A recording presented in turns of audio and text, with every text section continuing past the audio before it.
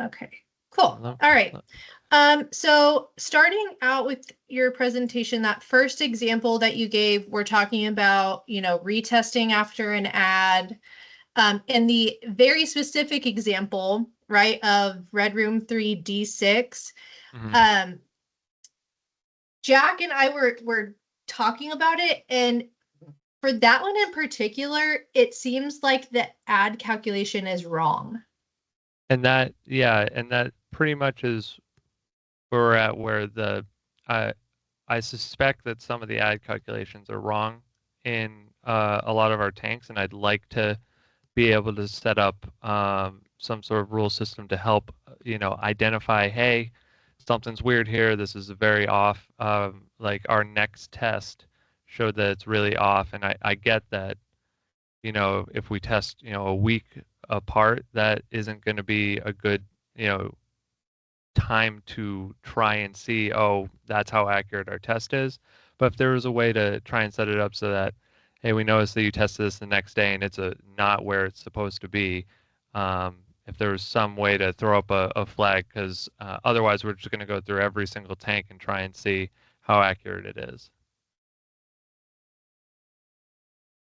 Yeah, so Jack, I kind of, if it's okay with you, yesterday you were talking about a few things, right? So, in this particular case, the way that I read it was like you're really only looking to implement something for a retest, meaning like a test after an addition versus every single test. And what Jack was saying is like, in his mind, you should be checking for these things on every test. So, Jack, I kind of wanted, my experience, in an actual facility is limited. So I'd kind of like to hear what Jack has to say and why he would recommend that.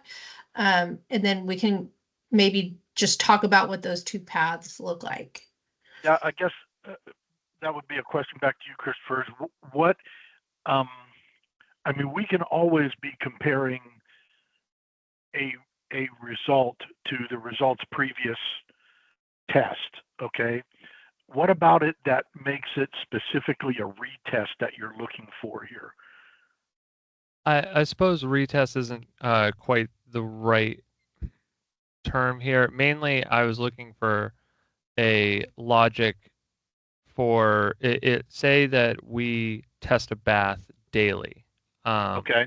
and we schedule that normally. It's not necessarily a retest, but we test it. We make an ad on Monday, and then we test it on Tuesday per our normal schedule, and it says, "Hey, you made an ad yesterday. It should have shifted up to this, but you're testing that it's way down here." And I guess that's really the logic that I was hoping to try and implement, where it throws up a flag saying that you're just not uh, very close to where you should have been. Um, Ideally, it would be a situation where we could try and tie that to suggest that your ad rate is, at this should be this suggestion, but try and I, I don't really want it to be like a knee jerk, like one off, Sure. yeah, example. I'd prefer it to like kind of build over time and be able to show like, hey, it seems as though, the last 5 times that you've made an ad and that you test it within this proximity of time, it's really should be this. And understand that it's very difficult for us to. Uh, I mean, essentially, we could give you a rule that shows you trending on the result. Um, what TrueChem doesn't know is, so, okay, let's say that you test it on Monday, right? And you make an ad. Um, on Tuesday, it doesn't know, that, I mean, you may have run production enough or that this chemical depletes itself enough that it needs another ad, right? Um, so I guess that's what you're trying to flag there. Uh, is TrueChem formally setting up a retest after an ad? It's not currently, and I don't know if our lab has the throughput to really do so. Okay. But there are, so we could take this in one of two paths. We could have it where engineering basically throws up a flag and would like to implement it on a specific tank. Case in point, this D6 is probably one that I would want to implement it because I'm saying I suspect that there's a problem. I want to implement this rule for this tank until we establish a better trend. Basically, having the ability to drop in this rule, go through the effort of doing, add verification. So if you add this amount, it results in this based off of some data that we can kind of collect for a period of time. And then we probably take it off because we wouldn't be able to implement this onto everything. It would be a tool that we could use to, when we want to investigate a tank, we'd have the ability to, set this up for a period of time. Sure. And of course, I mean, rules are great. You can set those rules up and they can run all the time and such. But um, so I might I'd need to get a little bit better, a little bit more in-depth look at your setup. If are you able to just pick a tank that we can go look at? Yeah, I this can is take the a one look I at think the that we were D6. looking at yesterday, and that may have been because it was in your example. Yeah, and it's a good example because I don't believe I believe that you're right in that the sodium persulfate ads are not accurate. There's Here's just here's what immediately I saw is that, and this just may be a terminology difference and such, but we are testing for the concentration of persulfate. yes. Okay. Um, when that says that, are we actually testing for the concentration of sodium persulfate or just persulfate? In this case, it's just a short term. It's a short version of sodium persulfate. Okay, so we are testing for sodium persulfate. Yeah, although oh, why'd that disappear? Uh,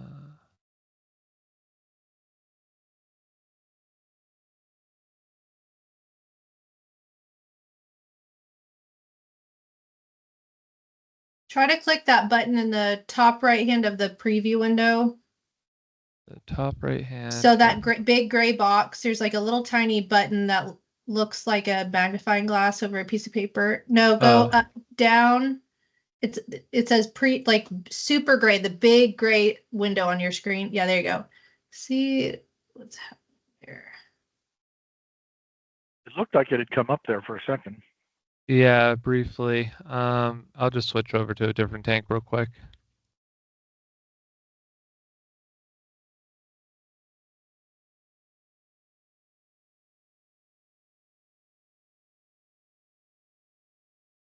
Oh boy. Hold on. I have to answer a call real quick. Okay. Sure.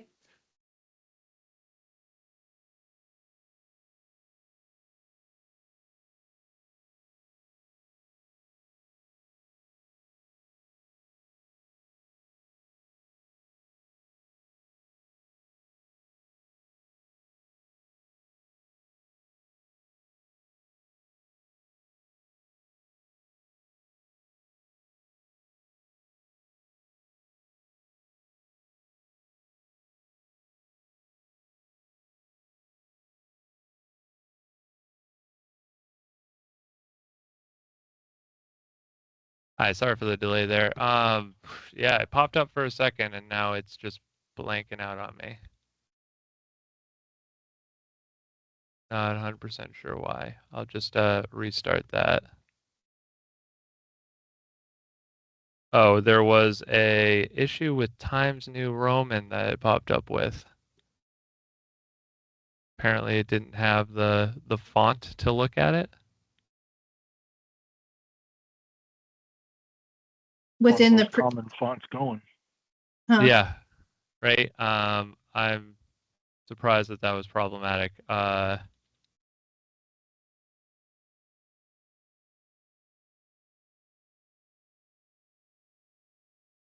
was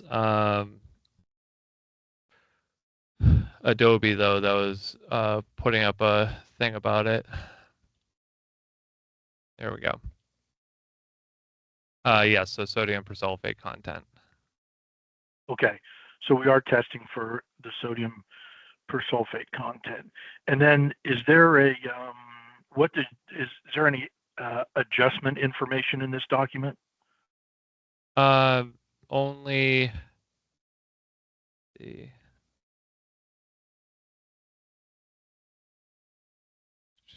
this is just what it is. No, it would be calculated based off of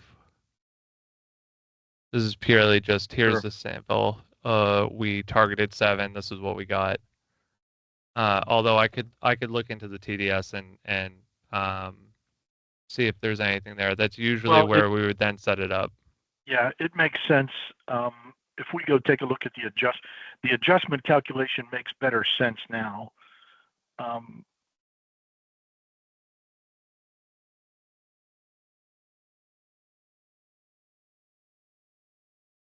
Although it looks like we're adding to 4.5. Is that correct? That's your target? No, we'd be adding. No, that's for sulfuric acid. The I'm sorry, you're adding to 11. Yep. Okay. Yep. Start at 10, add to 11, and our range is. That'll be on the result right above there.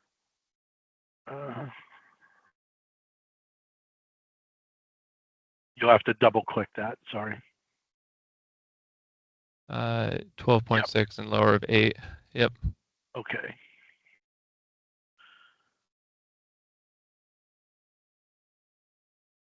So one of the things we could possibly do here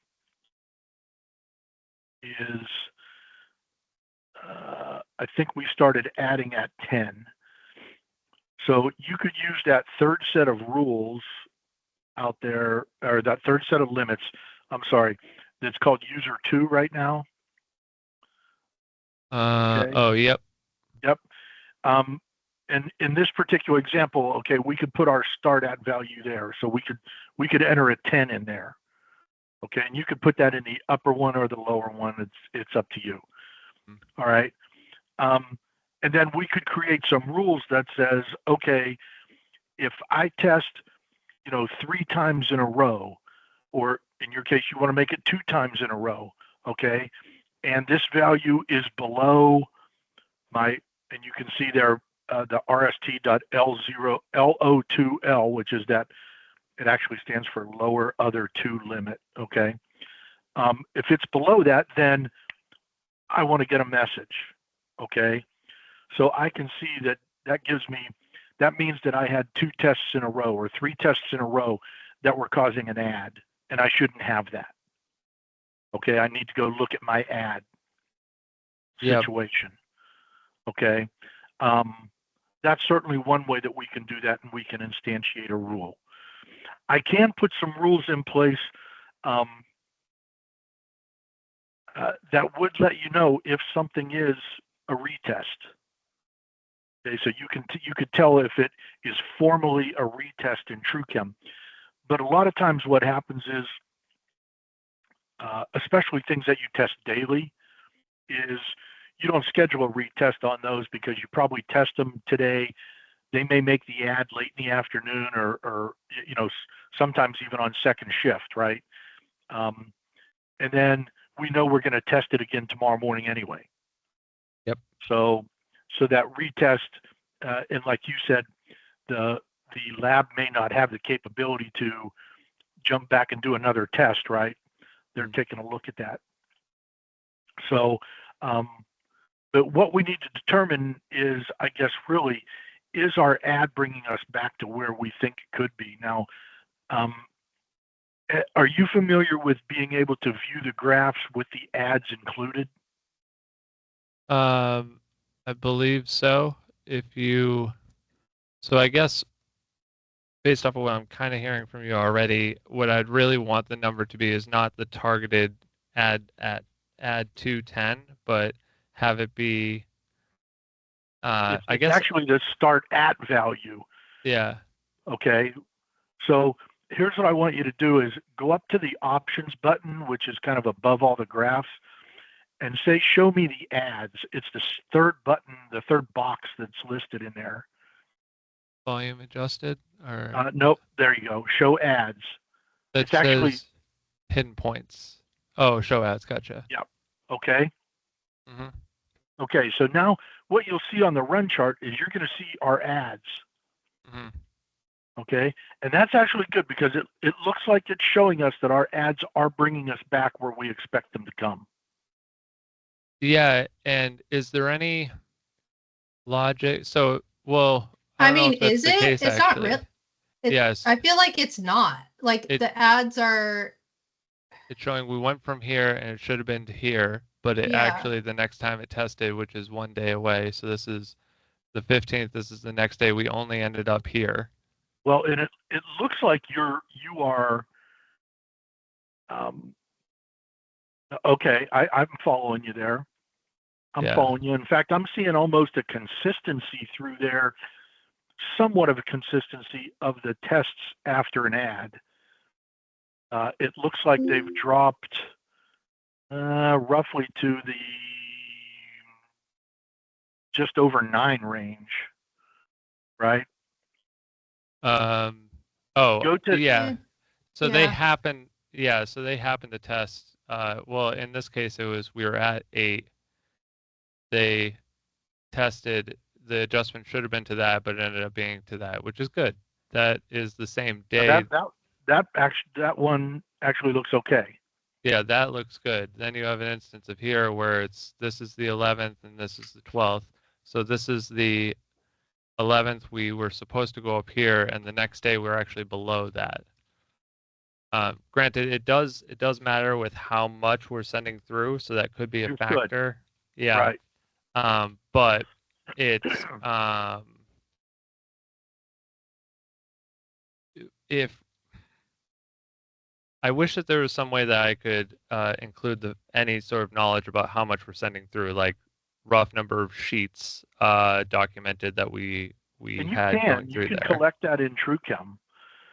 They're very, very heavily using the process input stuff, but they're using it for amps. Okay. Well, I would suggest um, when you run something, you talked about sheets, right? Yep. When you run something down, I'm going to use Red Room Row 3. Does it go through all of those tanks? No. So that's a different argument to be had. But currently, we use the process as the room location, basically, so that tank maintenance knows where to go when they're Okay. looking for a specific tank. Um, in the particular process, this D6 may be used in what we call operations. There may be 3 operations where it uses that tank, but Mm-hmm. people are using it independently. So, they're operating through our matte tin line versus our bright tin line versus our, some other operation line, and Sure. they each equally use that tank. So we don't set it up so it's like it goes this one, then this one, then this one. It's Right. like it's a couple of these, maybe. Like it'll use like one here and here, or this one will use this one, and this one. Kind of an I idea. see. So it almost then is, Ellen, that we'd need to be gathering the number of sheets or panels that are going through that on a regular basis at the tank level. Agreed. Yep. So we could overlay it. Unless it's easier to actually enter at the process level, but then you would just have a separate accumulator for each tank. You know And what I mean? yeah, and this particular example is one in which I know that like sodium persulfate is degrade over time by processing sheets through it. But there are other tanks where that's not necessarily the case. It'll hold steady for certain components, no matter how many sheets you run through it. In this particular example, though, I do think that sheet count would help us be Sure. able to diagnose why the ad is so drastically different sometime versus the other. So, and when I said that it looks like the ad is bringing you back to where it's meant to be, I guess I'm meaning that mathematically. Okay, that's why I can see those arrows are landing exactly on 11, yeah. the target. Yep. Okay. But then, yeah, we're unfortunately seeing that, it's supposed to be like we have an instance here, supposed to get to here, ends up over here. Right. And in some cases, I know that they're either not using the tank, but that's my own knowledge. But there's no way of really bringing that to attention in TrueChem. Well, I'm interested to see, there's one point in particular that's actually above optimum after the ad was made. Yeah. So I'm like, how much? So click on the arrowhead. I want to know how much was added. Excuse me just a second. At amount of 5.5 pounds. Versus click on any of the other ones that look like it's a similar starting point. Yeah, so click on that arrowhead. 5.8. And right. the time difference, click on the higher data point, the green one, that one. Okay, so that was 9 in the morning, and then click on the one, so essentially 24 hours, if you will, and then between that one, 9, and then the next data point. Okay, so more time overall. Yeah. Yep. Yeah, and mainly I'm just looking to try and help automate bringing attention to moments like these, where we're seeing that the ads just aren't regularly accurate, or just having a trigger that tells the process engineer. Because I'd say that right now, unless I'm personally digging into it, it can go unnoticed at times. Sure, and you guys have so many tanks. Yeah, and that's mainly what we're trying to do is at least when somebody wants to bring attention to something, or perhaps we can have like a more rudimentary one that could help bring attention to ones that are particularly poor at being accurate. The problem I see is that you have, moments like this with the sodium persulfate where it's definitely dependent on the number of sheets run as to what the component ends up being the next day. And I don't know if there's a good way to passively set up a rule that applies to all tanks that makes sense. Or maybe we can set up rules that are, this component changes quite a bit with the number of sheets. We add a sheet component or collection. We can start doing that. Sure. And then we have other components that we know aren't very affected by the number of sheets. And those are the ones that we can be a little bit more broadly attached to, knowing that this is a rule that could be applied to anyone that doesn't necessarily care about the number of sheets that I ran through. Sure. Yeah, I mean, it sounds like there's not going to be a one size fits all. So you kind of have to go through and decide, the variables that affect particular tanks, and then we tackle it based on what those factors are. Okay, so I can get at least some examples of general purpose ones. Like this sodium persulfate is a great example of a sheet one. So we can work on trying to get an example for where sheets do matter. And then do you have that information logged anywhere right now? I mean, clearly it's not in TrueChem, but do you know, if you were to go through and let's just take this one tank, this one example, right? If you had the last week's worth of number of sheets that were processed, if we were to go in and retroactively plug those in, that would do you be have nice. that? I might be able to get it. It's one of those things that I have to basically look in to see in our ERP system, any job that was processed through the operations that would use it, and like there may be 3 operations that use that tank, and we could correlate the jobs that we have running through there to that time, and we have sheet information for there, which would get us most of the way through. What we wouldn't see is if people were reworking the sheets for whatever reason, because Mm-hmm. that's not necessarily documented, but we would still get a rough idea of the number of sheets being processed through. Okay.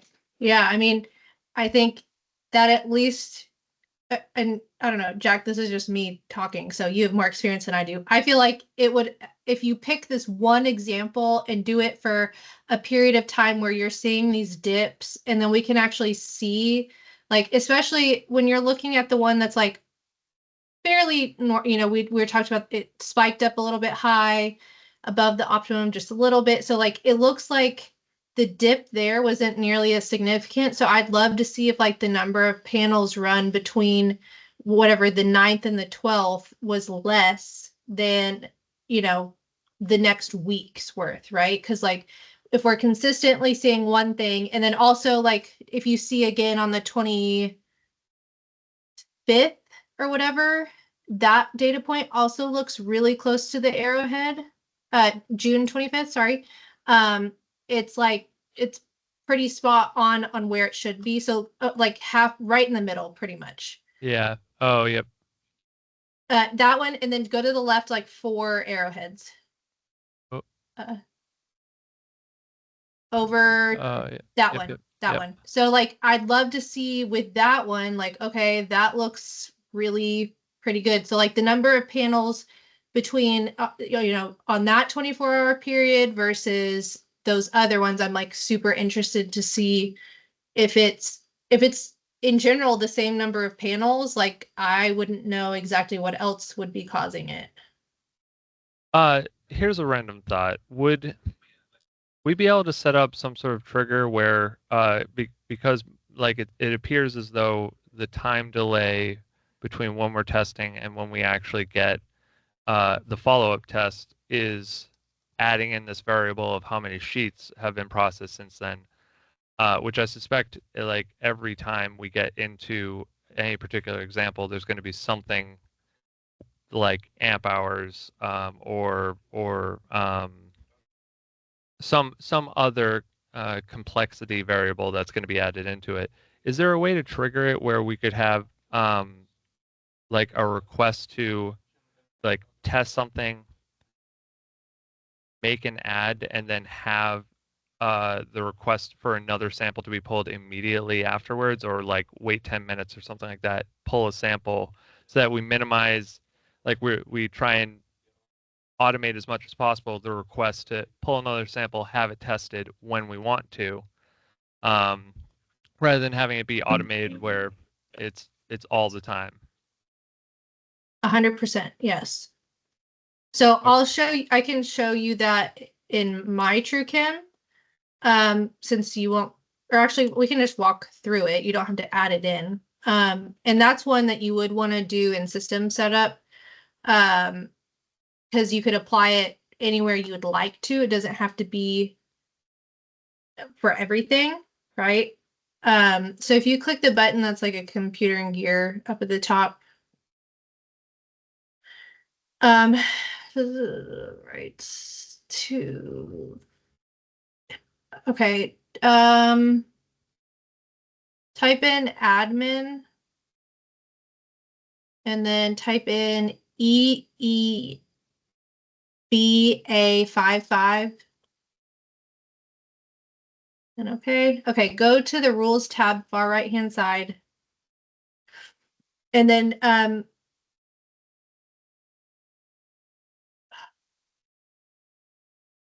go ahead and hit the drop down. We won't add a new rule. We'll just kind of look at an existing. So just click on, you can click on default rules. That's not one that's going to be used right now. Okay, so go ahead and click the green plus button. Okay, so in this case, you would be looking to add a retest. We do call it a retest when it's something like this, okay? If there is an add needed.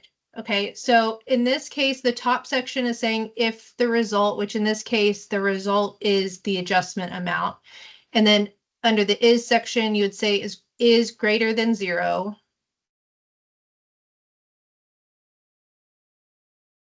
Okay, and then you in the action to take, you'd say scheduling options, and then schedule a retest, and you'd say start in. So this is start in after the ad is signed off, right? So somebody signs off that the ad was made, you'd say, okay, we've got it will appear in the schedule. I always like to like have it come up in the schedule pretty quickly after, unless there needs to be a specific amount of time for it to be mixed in or dissolved or something.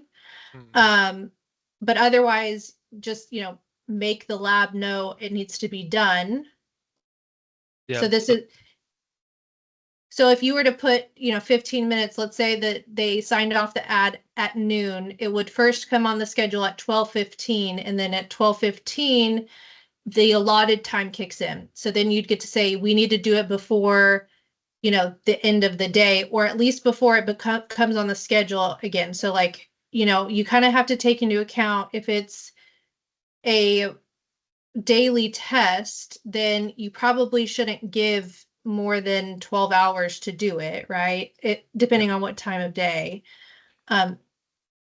it's done. Could we have this as something that like engineering could trigger as a like, hey, I'd like a test to occur where it has this retest element to it, but not necessarily have it be like a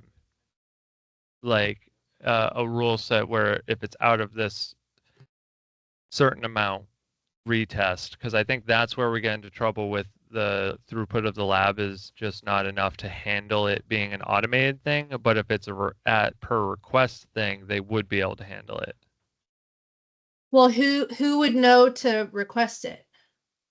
Well, I think that the exact mechanism of let's set up a test and then there's an ad and then trigger Well, a okay, retest. so let's just go ahead and click OK here, right? Or say, do 12 hours. We're going to delete this. We're not going to save this, so don't worry.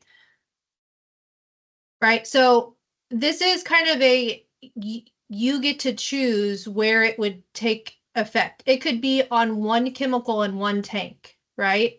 If you wanted it to be. So it's on in that regard, it's on a per request of, I know for these particular items, we need to be doing a retest. It doesn't mean that they have to retest every component in every bath. It's based on your high priority items. So in this case, if you guys wanted to only do it on sodium persulfate on D6, on the right-hand side, you have those two trees. On the right-hand side, you drill down into red room 3, and then nope, don't click it like that. So uncheck that, and then you drill down into D6, uncheck it. Yeah, there you go. And then you just say only on this chemical. If the add amount is greater than 0, we would want to do a retest on that to validate the addition. Could we have it set up so that it's only like the next time you have an ad, like, I guess what I'm envisioning is we have a component here that I happen to notice, D6 really weird. I'm not getting good correlation to the test here. Can I check a box where it basically sets that up for that particular instance so that the next test has that rule applied and then is taken off afterwards? So it's only on there for the one test? No, but you could, if you're noticing that, you could Jack, you can jump in. I'm just thinking like really the only way to have this like ad hoc thing is to manually schedule a test. That's what I would suggest in that case, is to go manually schedule a test. Yeah, if you're noticing something's up, right? And if you're wanting to be like, you'd have to be, be keeping a pretty close eye on stuff, right? So there's still a step you would have to take. It's just that you'd say, go ahead and hit delete this rule. So click if result is greater than 0. Yeah, you have to highlight it and then you'll hit the red X. Yes. Okay, uncheck the box, like the red room 3. This rule doesn't have anything in it, but for clarity, I just want to remove it. Okay, go ahead and hit the house button. Okay, so let's say you're noticing some stuff with that chemical and you're going to want to do a validation test.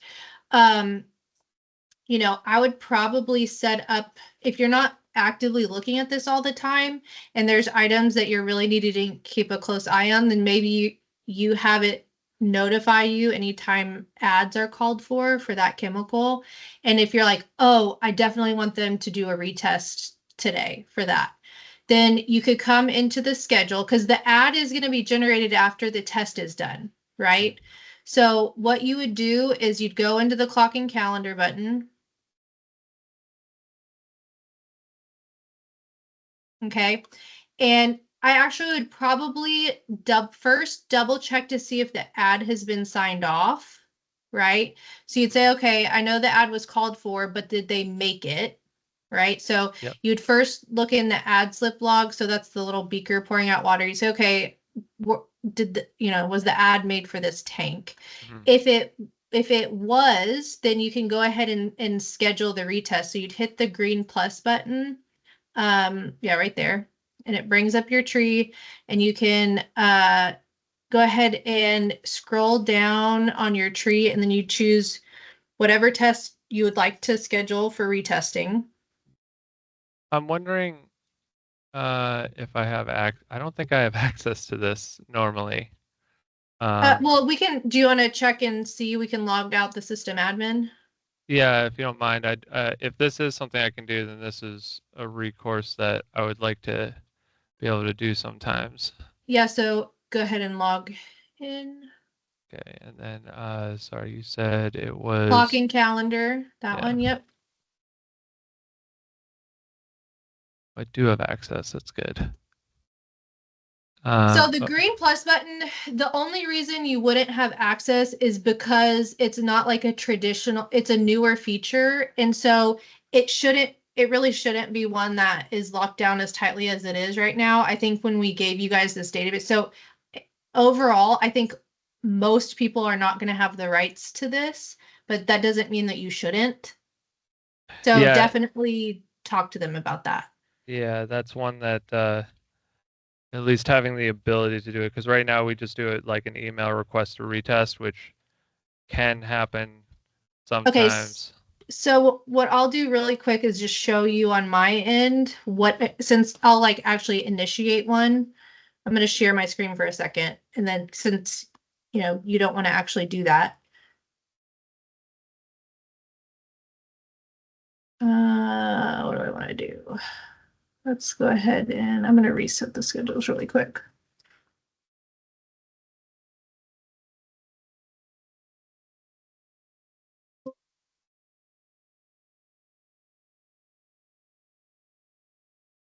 So I will say I don't think I would want to know every time an ad was made in this particular case, but I would want to know if the next time they tested it within a certain period of time, it was wildly off.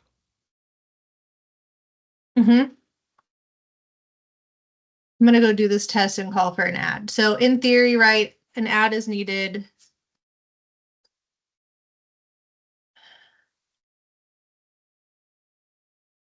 This is another thing I was testing for yours, so we can talk about this. But essentially, there's a validation that can occur if something in the tank was changed. Oh, Okay. perfect. Yeah, that's exactly what we'd want. Okay, so and there's also a requirement that you'd have to put a comment in when you make the change. So if I am ready to validate it, you say, okay. So as soon as I save, then it makes the ad in the ad slip log, right? So the idea is, you know that you are going to want to do a retest. So we only really want to issue a retest once the add is made. Oh, I've been fiddling with this. Sorry. So let's just say delete. And I'm going to come into the schedule and do a retest. So I'd hit the green plus button. You get to say when it comes on the schedule. So let's say I want it to come on the schedule in, maybe at 2. And then they have until 6 p.m. to do it. Okay. Okay. I would probably have this be like a add validation test, right, as a type.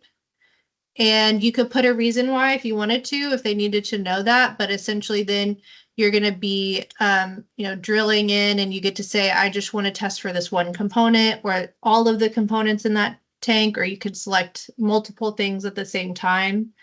And you click OK. All right. And then I set it for 2, which was dumb. So let me do this again, and I'll set another one for right now. Add validation, and I'm gonna say for my entire gold bath. Okay, so you can see the type here is add validation test, and I've got 4 hours to do it.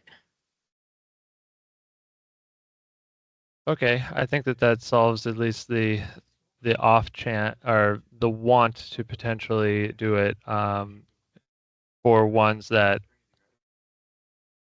aren't very accurate or very dependent on, or the ones that are very dependent on a like number of sheets processed or whatnot. I think this is a solution for us, at least for now. Okay.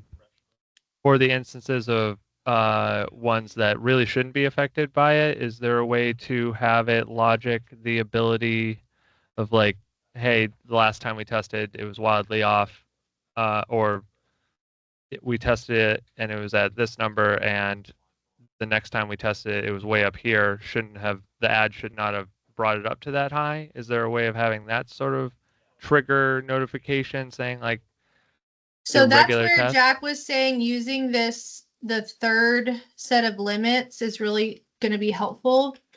And that is like in any given test, you shouldn't be outside of this range, right? So like I over might time. also suggest what we call a wide swing result. Take a look in the rules and see if this is what he's talking about. There should be a wide swing result rule in there. It's probably in his data set. It's not in yours because you're working off of the demo. Okay, go ahead, and if you want to share your screen again. So forgive me, rules would be back in the computer? Yeah. Right. And you're gonna probably have to, admin and then EEBA55. Okay, rules.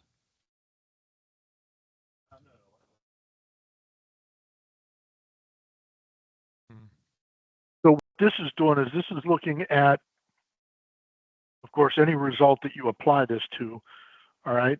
And it's taking a look and saying, if I test this 2 times in a row, and in this case, it's set up to 20%, right?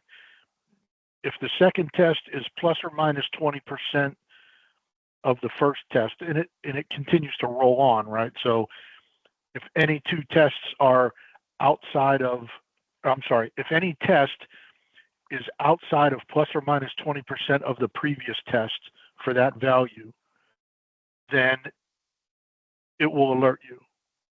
Okay. And this Okay, one's not currently in use, but can we set the number of data points it uses for an average? Or is it only looking at the previous result?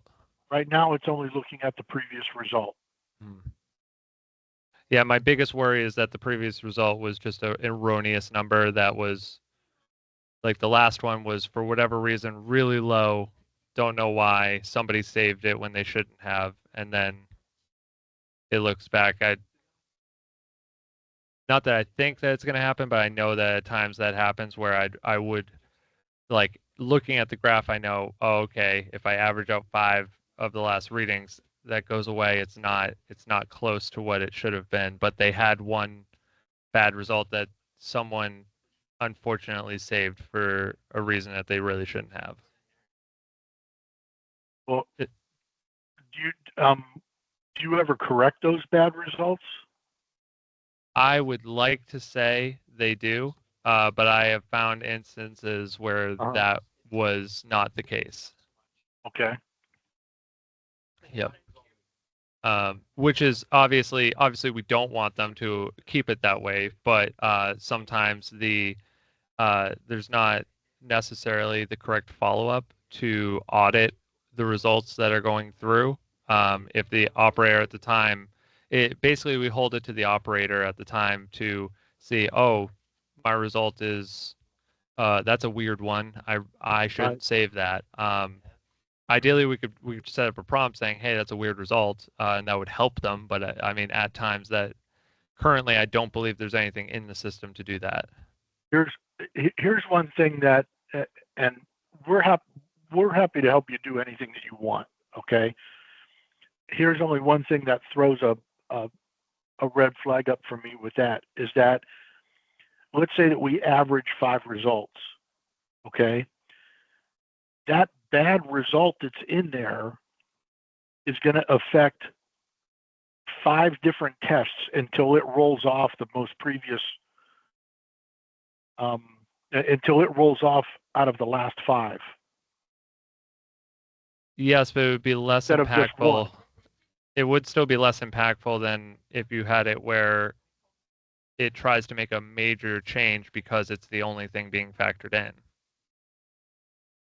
Well, what major change are you going to try to make based on this wide swing result? Well, I guess worst case, it would only notify us that that's what this wide swing result would do, right? You'd be notifying that essentially what we're notifying you is that, hey, there's an issue that needs to be looked into here, and that's either a bad result or a problem with our chemistry between 2 tests. Yeah, I suppose that's true. It wouldn't be as big of a deal as I was thinking of. I was hoping that my biggest fear is that if we were to do anything besides email adjustment. Sure. Now, of course, you could schedule a retest as well, and that's something that's available here. If you had that situation in order to verify that test. But theoretically, this is interesting because theoretically, your bad result would be the one that would get the first flag and say, we need to retest this because it's plus or minus, in this case, 20% from our previous good result, right? Mm-hmm. So that would give us an opportunity to correct that bad result. So long as it's triggered to actually go back and replace that piece of information. Well, as soon as you did another test, that would become the test of record. Okay. Or you could go back and say, I need to go back and edit that data point because it's not correct. And that would, so I guess I'm trying to understand order of operations. It would be the operator, the technician, or it would be, I guess I would really want the lead in the lab to get that trigger rather than giving it to the technician itself. Sure. Yeah.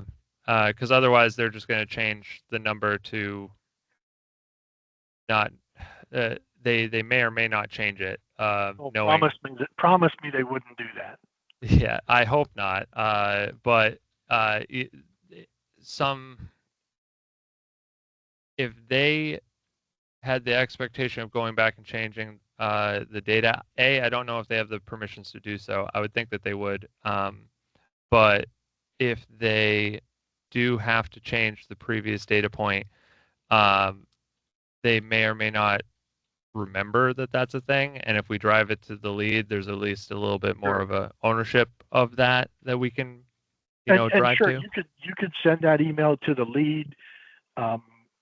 there's multiple things that can be done there. If an ad is generated from that bad data, from what we think is a bad data point, right? We're not necessarily saying that it's a bad data point, but we think it may be. Mhm. Okay. If there's an ad generated from that, you could request that the ad slip be approved without just automatically being released for the ads to be made. Or there's a criteria, or there's a whole list of things that under that criteria could be done and used. And of course, you see that that 20% value. I mean, you can decide if you want it to be 15. You just change those values in there. Mhm. Yeah, no, I think that that is at least helpful. What this won't help you with is the situation like that per sulfate, right? Because today's test and yesterday's test are pretty close the same within that 20%, even though they're both issuing an ad. Okay, they're not widely different from each other. Yeah, and I'm not sure the ones that are heavily dependent on a certain variable, like the number of sheets run, Right. that's something that I'm going to. I don't think we can really address it until we have data that we can lean on to try Sure. and add that variable, that the important variable that needs to be documented in order to then have it connect itself.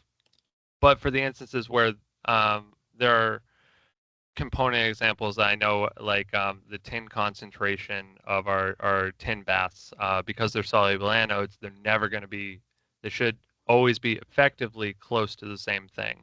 It's mainly we test it in order to A, confirm that we are, and B, make sure that, God forbid, we had to bail it and somebody put water in there rather than adding additional chemistry. Moments like those, like we have examples that it really shouldn't be affected by much. It's just a Right. verification that we're good.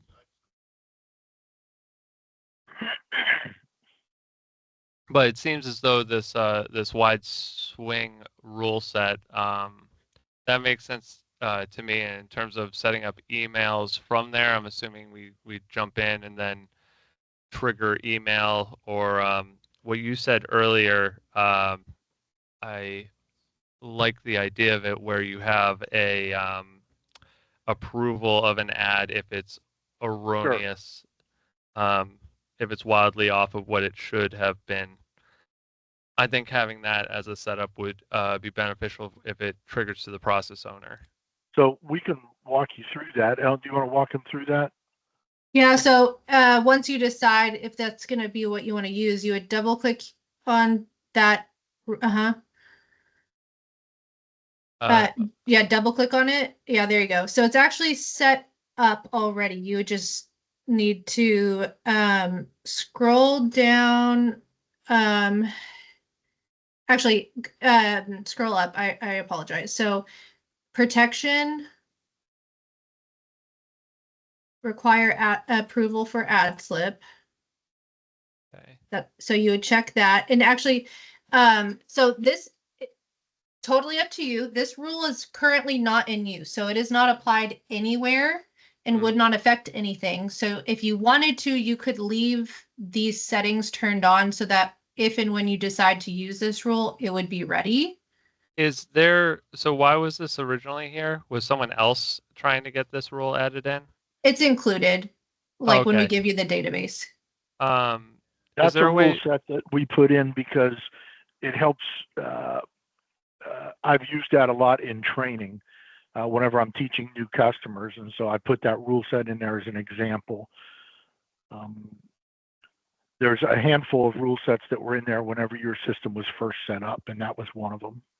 Okay, then I'm not too worried about it. Mainly, I just didn't. If somebody else was already kind of like, I want this rule to exist, I didn't want to just hop in and change it without them knowing. So I'm fine with just leaving this after modifying it. Okay, and then yeah, the email one, if you is just to, if you scroll down, it says send email, and then this one is a little bit more, there's more to it just because you'd have to decide what you want in the email. But you would just set it to either under TrueChem user, you'd set it to you or a group of people who would need to get the email. And then you'd click the message button or the responsible party, because I think you guys use that fairly heavily. And that's and tank owner, right? Responsible section in tank owner. yes, yeah. Gotcha. So I think probably in terms of email, you'd want to let whomever know that the ad slip is going to need to be approved. Would we be able to, so I don't think we currently do this, but at least here at TechEtch, we have responsible owner and then we have the backup owner. And while it's great that we can just pick the responsible, would it be possible to have it where we have those two, like a second responsible or backup responsible field added so that when we pick responsible party, it could send it to both of them?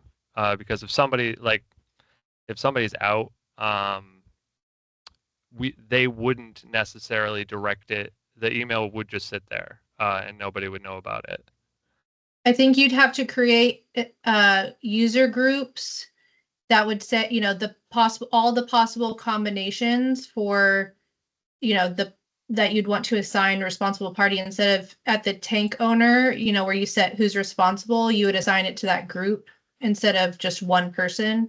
Because I believe in tank setup, it's not just a list of people, it's also the groups. So if it's, let's say, you and we'll call him John. You and John are responsible for this. Your group would be, Chris and John or something. And then, so that would be the group that you would choose instead of just one person. I don't be know. Be aware when it sends a message to the responsible party, it looks at the responsible party of the tank and the responsible party of the group and sends it to both of those people or both of those groups if they're different. So I don't know if we use responsible party of the group. Can I see like who would be responsible for D6 here? Can we back out of this and not? So I'm fine with just responsible party. I'll write something later here, but can I see? Oh, I have to write something. Check results maybe.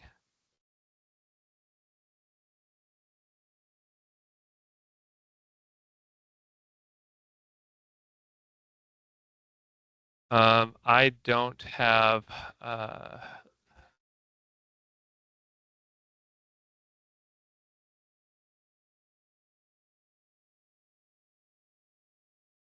Why is this erroring out?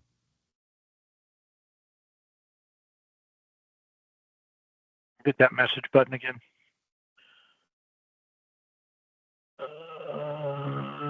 It should not be. So hit OK. You can hit OK there now. I feel like I did that twice. Okay, so how do I see the responsible party? Because I'm only familiar with the I'm only familiar with responsible. I'm not familiar with the group portion of that. Go to Red Room 3 on the tree, and you can go into process setup there, and you'll see it on the first tab. Oh, I see. That's interesting. I don't think we use this because that is not who it should be. I don't think that any one person, unfortunately, because we use the rooms as the designation, it doesn't really make sense for us to have the row number be the responsible party.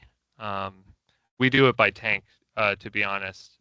So the only one that really has a particular value is the individual tank responsible owner, which is the only person I would want to get emailed. I wouldn't want the person who happens to be set up as Red Room Row 3 owner to be triggered to get this email.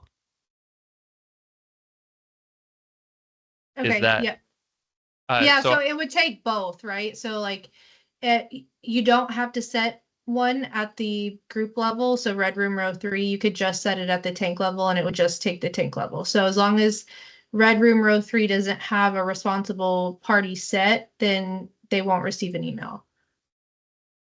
I think that they do, but we'd probably have to go through and change all of that in order to make it so that there wasn't any. But you can only set the one responsible, right? Because I don't know if we made a user group where it was Chris and John. The problem that I see is that we have instances where, let's say John left, and we want to update all the groups. John has a combination with any number of people for any number of tanks that he's responsible for, and each of those groups would have to be modified to whoever it would change to. And actually, it would just be John that would need to be modified. So if John's modified, so John's removed across the board, and then for every tank instance, we'd want a different person put into it. So some is going to go to Mike, and some's going to go to Kyle, and some's going to go to someone else. I would just have it, whatever the combinations are, I would have it be like, RP, like responsible party 1, and then you can put the initials. But if, let's say the initial, it's going to be like C and J, right? But J goes away, that's fine. J gets replaced with Adam. So then it becomes C and A, and Adam gets put into that group, and John gets taken out of the group. But that would have to be done at an individual case. No, because once it's done at the group level, right? So the group doesn't get deleted. It's just that John gets removed, Adam gets put in, and then the name gets updated. But that group is still, the internal ID is the same. So anywhere where that group is being used will be updated. Okay. Here, I can show you. I think I get what you're saying. I'm just trying to. It seems as though it wouldn't work well with us just based off of our nonsensical way of setting things up.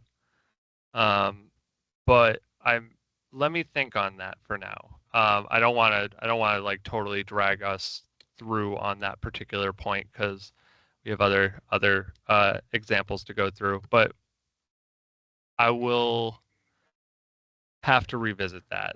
Yeah. Sure. Okay, so I think that we have an example for the variables in which we have a key component that isn't currently being monitored. And I think that we answered with the result rule, the wide result for instances in which we know that there isn't a key component that isn't being measured. So I think I'm good on example 1. How are we doing on time right now? We had this scheduled to 3. Yeah, you tell us, because we can keep going, but it's up to you if we need to. I can keep going till 4. I just didn't want to take up your time without having it, scheduled or you guys. Jack, are you doing okay? I'll multitask here, so I'll mute you. Okay, yeah. I'll keep going, and then if I need this next one is just talking about splitting up the ad. That's tricky, right? So this is something that we've run into in the past. Right now, there is not a way to delay the ad, right? So saying like if it's an 8-pound ad doing 4 pounds and 4 hours later the next 4 pounds. That being said, definitely something we're gonna talk about internally to add, something around that.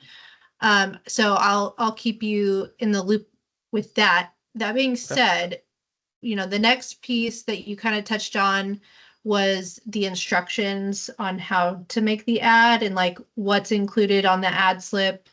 Does it need to be dissolved in a bucket? Does it need to be added over X amount of time? That sort of thing. Yep. So are those instructions based on they would change based on the chemical that's being called for? Is that right? Correct. Yeah. So for let's say like three add the example that I have here, the sodium persulfate is one that I know is a problem. But pretty much any of the components that are going into this particular bath, if they're added too quickly, it would be problematic. But there are other instances like a plating tank that has brighteners, wetters, and uh, some other secondary additive that it's not a problem for them to all go in at the same time. Um, but we have these other baths where we know that certain components have to be added at a metered rate or well mixed because they're a powder or something.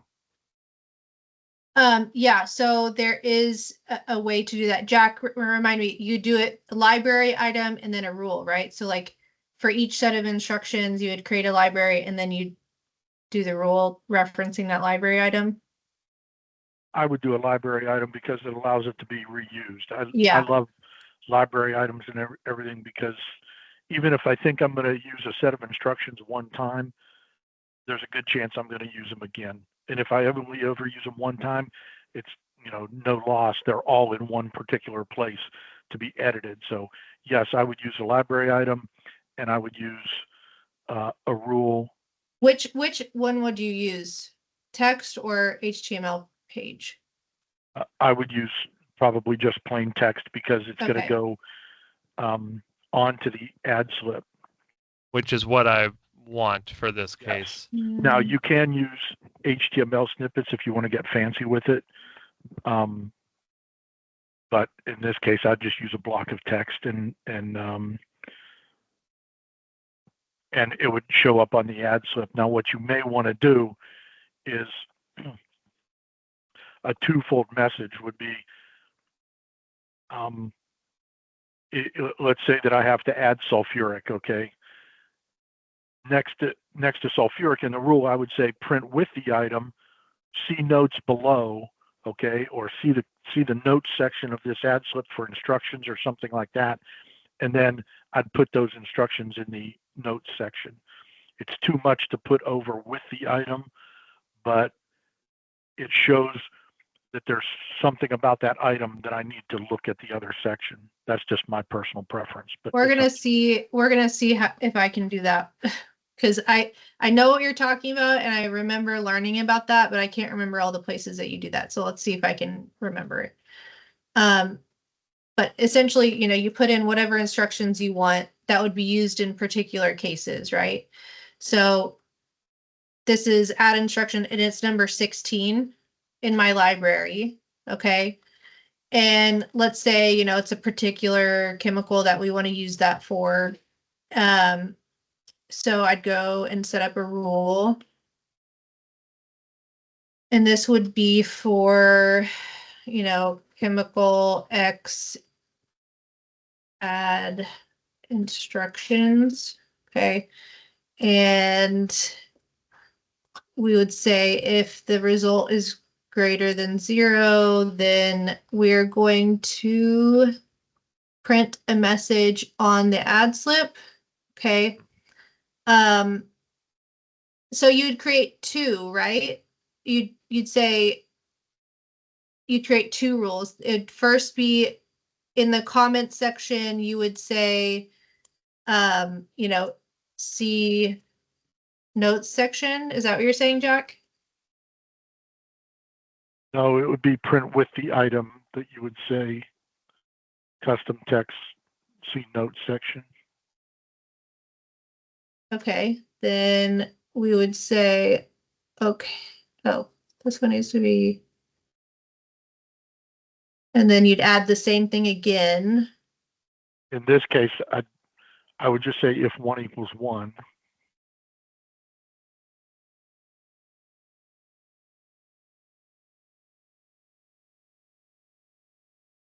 And you would say sub if true? That's right. Okay. Print message on ad slip, and we would say print in comment section, and we would do this one. And we would say, first look at the top rule saying if there is an ad, okay, if there is an ad, so we're going to sub if true, then do this one. So I'm going to apply this to the addition side. So you're never going to select items from both trees. This is going to deal with a chemical addition. So I'm going to say for my chromid acid flakes, I would want to apply it here and maybe several other places, but essentially we're going to then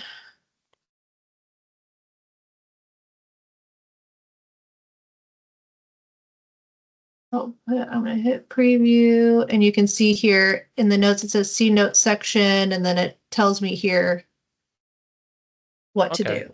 Perfect. Yeah, that seems reasonable.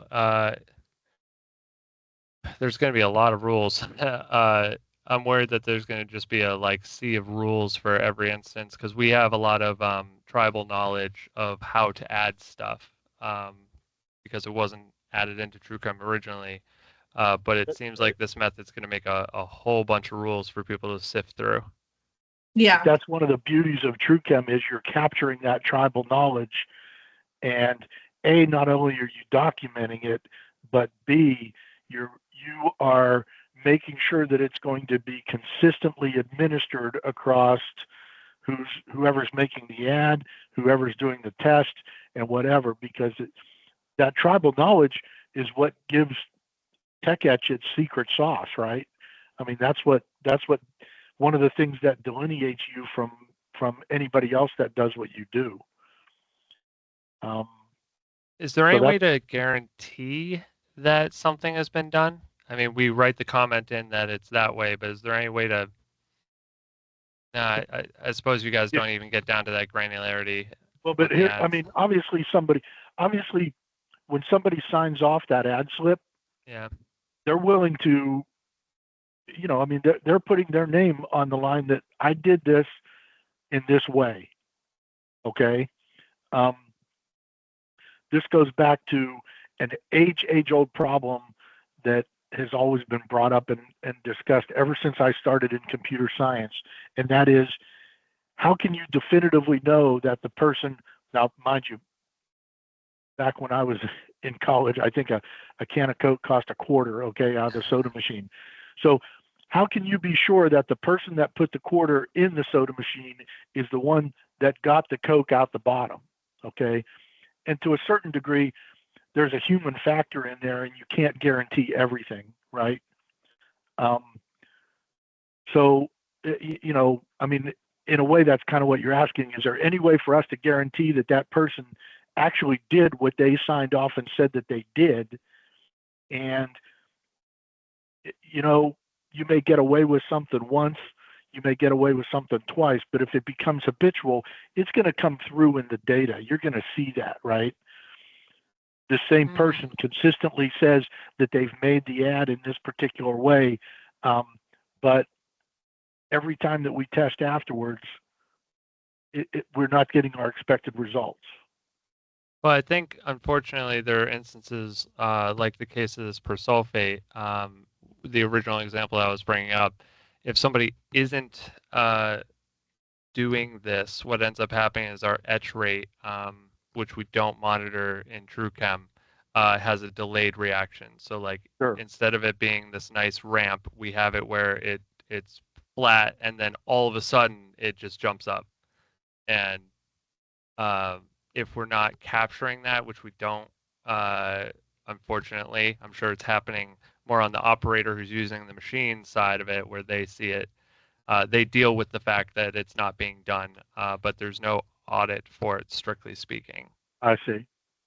Yeah, and that's more. It sounds like it's more on us to just set up either add etch rate as a thing, or get that operator feedback that this is habitually happening, and then see who made the most recent ad.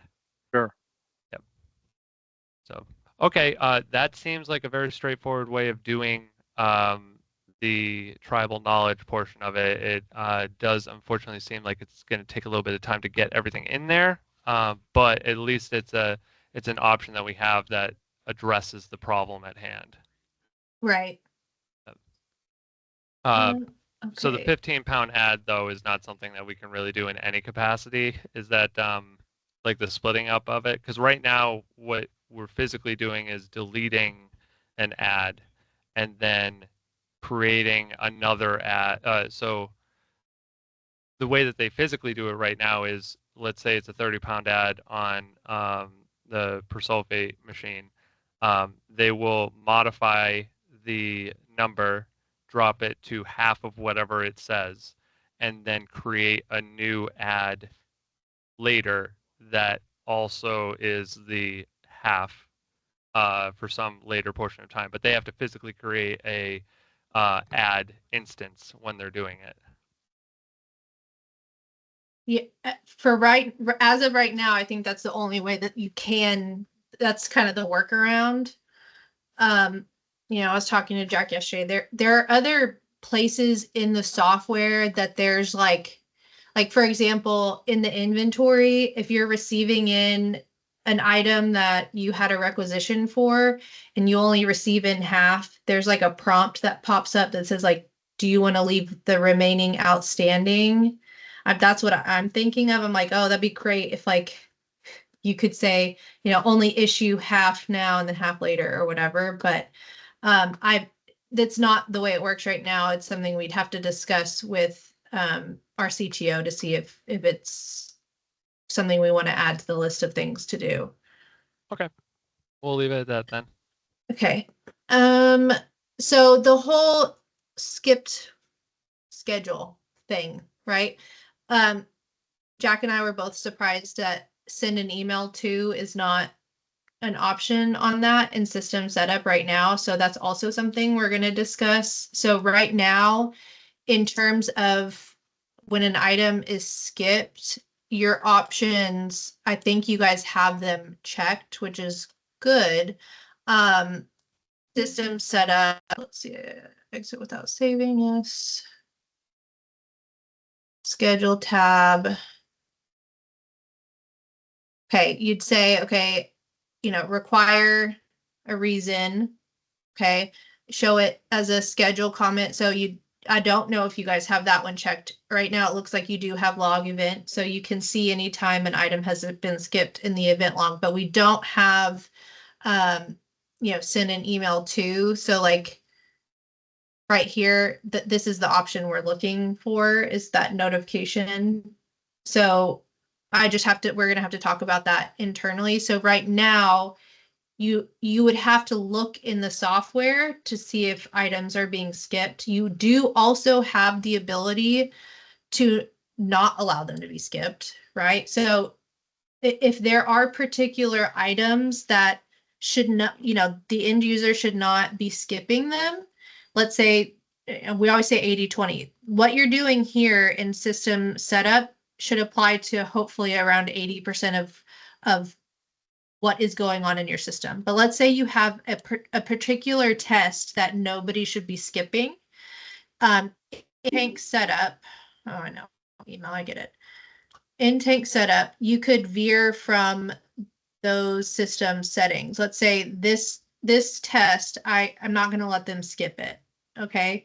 You could come in and say, I'm not going to use the system defaults. And I'm not going to allow it to be skipped. So the only problem that we have with that is the instance that I'm putting in there as an example was the tank was the item was skipped because it was a holiday, which is a totally sensible reason. The tank's not used, but ideally that would then shift the schedule to be the next available day. If we were to solve the instance of it was a holiday. The other one is the NIU, meaning that the tank is not in use, which is, again, a totally logical reason to not test. I'm just mainly worried for the instances where it was skipped erroneously to try and catch. At least we're made aware, like, hey, we're normally supposed to be testing this. For whatever reason, they didn't test it. And I just want to see, oh, it's a holiday? Okay, that's fine. Not Well, an is issue. there any reason why they're not deactivating the tank instead of skipping it? So those two scenarios you discussed are ones that they should be using the scheduled deactivation versus skipping. So I'm like, not familiar with this feature at all, so if this is the way that they should be doing it, I can direct them to do so. yeah, so let's say it's a holiday, right? Like I would actually probably do it this way. I'd come into tools, manage, and auto activate, deactivate. So activation and deactivation purely has to do with the schedule. Okay. So it essentially puts a pause on the schedule. Okay. So you would say for any holidays you have, you'd say, okay, I know we're not going to be doing any testing on Thanksgiving, which I don't even know what day. I'm going to guess it's the 21st. Who knows? It's either that or the 28th. We're just going to say it's the 21st. Okay. So let's say at 7 p.m. on the day before, we're going to deactivate and we're going to say Thanksgiving. Okay. And then we are going to reactivate everything on November. Let's say you guys have to come back on Good Friday, right? And we're going to reactivate at 6 a.m.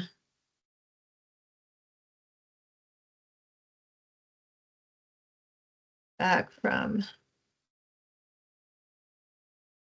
Yeah, that seems like exactly what we'd want to be using. Right. And so this is scheduled stuff that you know ahead of time. We're not going to be using any of these tanks. We're not going to be, the lab is not going to be testing during this time. Okay.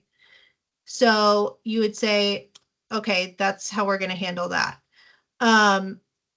So if you have like some sort of like maintenance or something going on ad hoc, right? You would come here and you'd say, we're not testing on this tank right now. So we're going to deactivate it. You could either say, maybe I'm going to run testing through the end of this day. Then you would do that schedule. Or you could say, I'm going to deactivate and I know when we're going to start testing again. You could say, okay, I know I'm going to turn the schedule back on in 5 days or whatever, right? So then it would automatically come on back on for you. If you just click deactivate now, you would, sorry, I clicked that prior. So tank maintenance, right? So we're going to apply this to everything. If I just say deactivate now and I don't tell it when to come back online, you see how it's grayed out. I would need to come back in here and reactivate it manually. Otherwise, Okay. otherwise it's going to have that timer on it. So I can still go do a test on this tank if I wanted to, right? But Yep. nothing's going to show up in the schedule. This is exactly the rationale that we honestly, I don't think that they were aware that this existed, or perhaps there's some reason that they decided not to do so. But this seems like the exact way of getting rid of for the example 3 in the presentation. Those two instances were the one reason that I didn't think that we could just carte blanche put in you cannot skip this item. But if we can do things like this, then I think that it would be okay to say certain items just cannot be skipped. Yeah. Or I would just say, maybe you should tighten up the reins on who has access to skip items. So, maybe they should be able to skip it and put a reason why they're skipping it. Because it should happen so infrequently that it means something, right? Yeah, I mean, ideally, right now it's scheduled, and the technicians in the lab are the ones who are skipping the item, which may or may not be the good idea. But I think it would be remedied if the process owner was at least notified when it occurred, and if their reasoning doesn't make sense, then that's our we could then take action based off of the interpretation that we have on that. But it doesn't seem like there's email at this time, so our only recourse would then to be locking up the ability to skip the item. Yeah, I would say, if it was me, I would be redirecting them to using the active, deactivation activation feature, right? Um, and then and then see what happens with the skipping, because you should always be able to see into how often things are being skipped. Also, I'm going to have you share your screen again. I want to see in system setup if you are requiring a reason.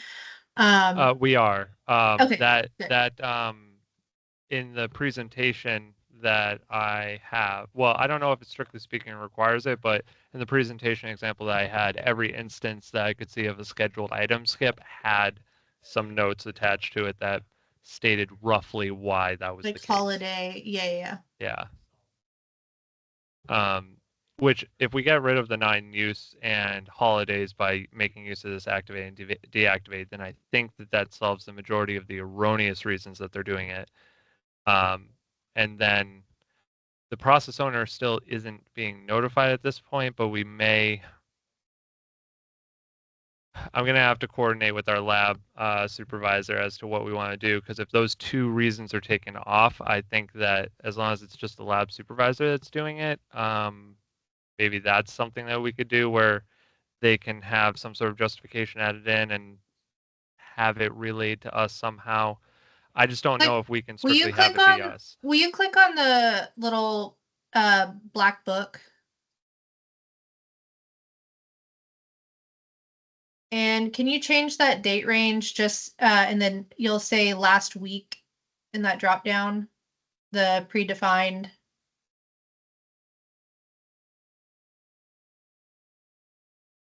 Up last week. Yeah, that's great. Yep, okay.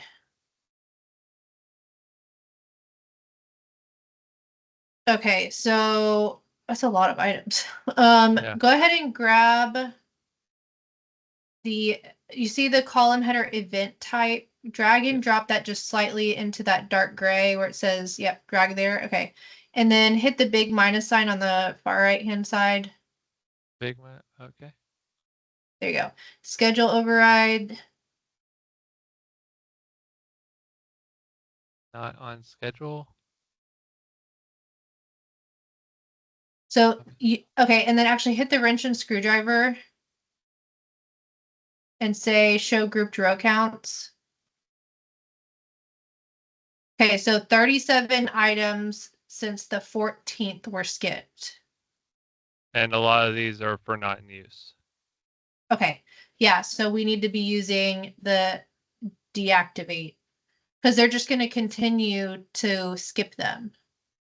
Yeah, and that's mainly why I was concerned about it beforehand, because if they're just skipping stuff all the time, um, process owners won't know necessarily. Like looking at this, it would be difficult to sort out the not in use because it's just in the comments section.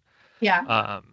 I would want like a short list of, oh, here's the rationale behind why. Ideally notifying the person who owns the tank, because right now this is all done by the lab supervisor. If it is any instance besides that, well, actually it's done by the lab technician for the most part.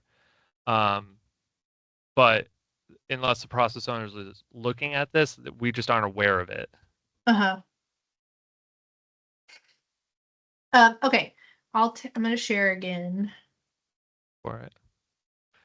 I do think activate and deactivate makes that report much more reasonable, Mm-hmm. and it stops them from having to waste the time on it. For sure. Okay, so this next section is all managed in tools managed tank revision history. All right, so let's talk through what this looks like. Tools manage tank revision history. It's a little overwhelming because it's a big, long list of everything in your setup for a tank. Okay. So, like, I'm going to kind of collapse these down and we can talk about them, right? So, I think in particular, you talked about like the remake amount changing, right? So, let's say if anything about a remake changes, you want to require a comment. Okay. You get to decide if it's a major change or a minor change. This purely has to do with the revision number on the tank. So if it's let's say you're at revision 2.1, if you have a major change, it would change to 3.1 or 3.0. And then if it's a minor change, the second number would go up. So each minor change would be like 3.1, 3.2, 3.3. Does that make sense?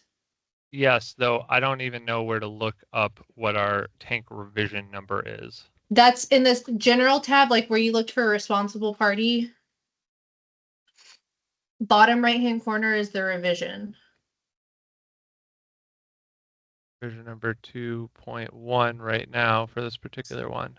Yeah, so if you click on the little, here, I'll show you. I'll walk through this whole example. So we're going to say, we want to require a comment, and maybe for particular things, we would need somebody to validate it, right? So we'd say, okay, these are the things I want to validate.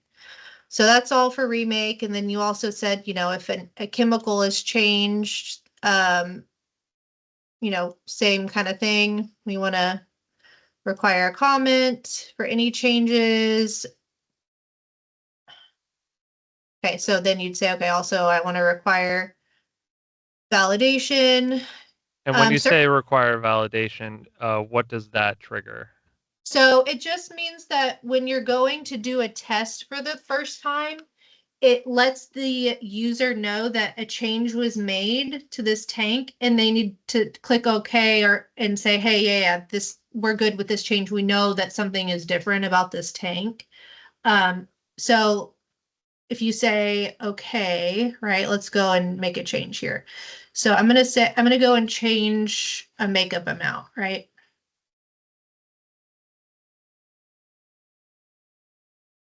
To,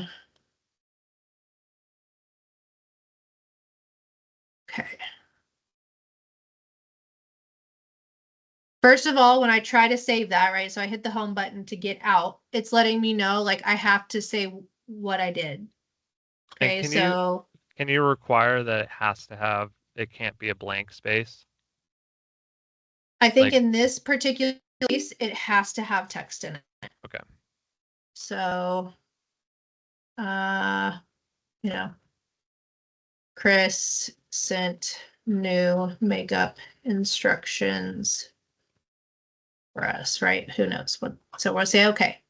So now when I go do a test, first of all, I can show you on the general tab, it says 5.0 pending, right? So the pending is there because I haven't clicked that I validate that this change is good, right? If I click on the tank revision history, I can see all of the details. So this makeup amount was changed. What was the old amount? What was the new amount? And then those comments. Interesting. Okay. That's good. Yep. Okay. That fits what I need. So then when you go and do your test, on the output tab, this revision, this tank has revisions that require, validation. Click OK to validate. You can put notes in here if you wanted to, but if you don't validate it, you can't save the test. Well, what would be done to validate? So like the example that I had up there was there was a makeup change where they changed the name of it, which only describes the incoming lot size. So the difference in the PL 6296 versus PL 6552, all that is that it's the same chemical, but it comes in a 5-gallon pail versus a 20-gallon pail or something like that. In that case, it's not particularly being validated. I wouldn't require each particular possible change. You get to choose what requires validation and what doesn't. Okay, and if the tank validation, that comes down to the technician testing, but they're just going to click OK. Yeah. And then they'll. So then it's just letting you know, I would say, the comment is probably the most important because really people shouldn't have access to tank setup unless they have the rights to, the actual authority to make those kinds of changes, right? So like as long as they're documenting why they're changing something, it should be you guys have a fairly locked down system. Like you don't just let anybody go in and make changes. So as long as you're documenting what you're doing and why, like we're going to capture all the other information. So in terms of let's look, the whole history of every change made to each tank is going to be in the revision log, right? So it's letting me know, again, this, what the validation does, it's going to write another record just letting us know here's when we validated it. Yeah, and in this particular case, I understand the add there, but in the case of the original example, it was changed, but the process owner, myself in this particular example, I had no idea that it had changed. And the issue that we were having was that the adjustment amount didn't have the name updated. So it wasn't until I saw that, hey, the old name is still in the adjustment amount. It's not using this new name. When did this change occur? And that's where I went, at this point the tank revision changed, and I had no idea about it. So mainly I was just looking for the ability to set up purely just an email notification to the responsible tank owner that anything was changed, period, for the tank revision. And I think that that would kind of suit the needs for this particular example. So email right now, that's something we'd have to talk to Roger about adding. We don't have a way to notify upon those changes because our assumption is those changes shouldn't be happening by somebody who doesn't have the authority to do that. But you should be, right now, if it was me, I would be monitoring any tank that I am responsible for. I would have a scope, right? I would create a scope for myself. So this would be, Chris's tanks. And you'd go through and you'd say, I'm responsible for all of these tanks, right? And then I would want to take a look at my tank revision history and, whether it's, I don't know how often y'all are making changes, but let's just say like once a week, you're going to say, I want to see what changes were made to my tanks. I think, well, at least this is good to be able to set up to check. Some of our process owners own hundreds of tanks, and none of them really should be having much change. But in the instances that they do, we would want to have them check. But my biggest worry is that because it happens infrequently, they wouldn't be checking this. It would, for months on end, there would be no tanks that would have any change. But in the instance where it does, I, like hand thrown up, because unfortunately the only people that really have access to these are the lab lead and the technicians. I don't know if the technicians actually have access to tank revision history. I think it's just the lab lead. Well, But it should be in perform test as well. Like if they have performed test on you could still be able to see. oh, we can see it. Yeah, I just don't know Okay. when it changed. Like when a change does occur. Um, like I don't know when a particular tank was changed. So I wouldn't check it. Because I would assume that months on end nothing's changed, so I'm not going to check it until a moment like I was explaining where, hey, Yeah. none of my ads are being made. What's up with that? Oh, you changed something. I didn't realize that you changed something. So mainly it was, you're right. I don't want people changing things but the currently the only people that can change stuff is the lab lead or myself, who I think has the rights to do it. Which maybe that's a discussion on our part where maybe we just make it so that only process engineering has the ability to change tank revision history, and then it prompts them to at least send an email to ask us to change it. Because right now it's the lab supervisor who should have the rights, I would think, but unfortunately there was no communication that it occurred, which it's on either of us to have it. I was just hoping that there was a trigger so that, if something like this were to happen, a responsible party could be attached to it, but it doesn't look like that's the case.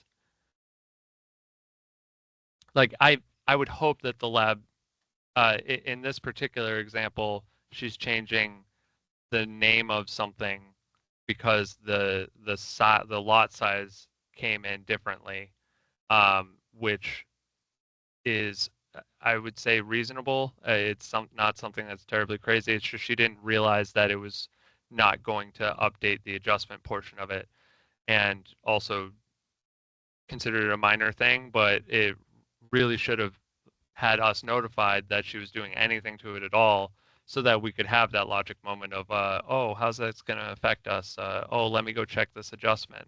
She just wasn't thinking of that. In this particular case, and it's kind of on us to make sure that our tanks are operating or set up correctly. So maybe it's just a discussion on our part to make sure anytime we're doing any changes, you at least notify, send out a thing to the tank owner. I was just hoping we could automate the process.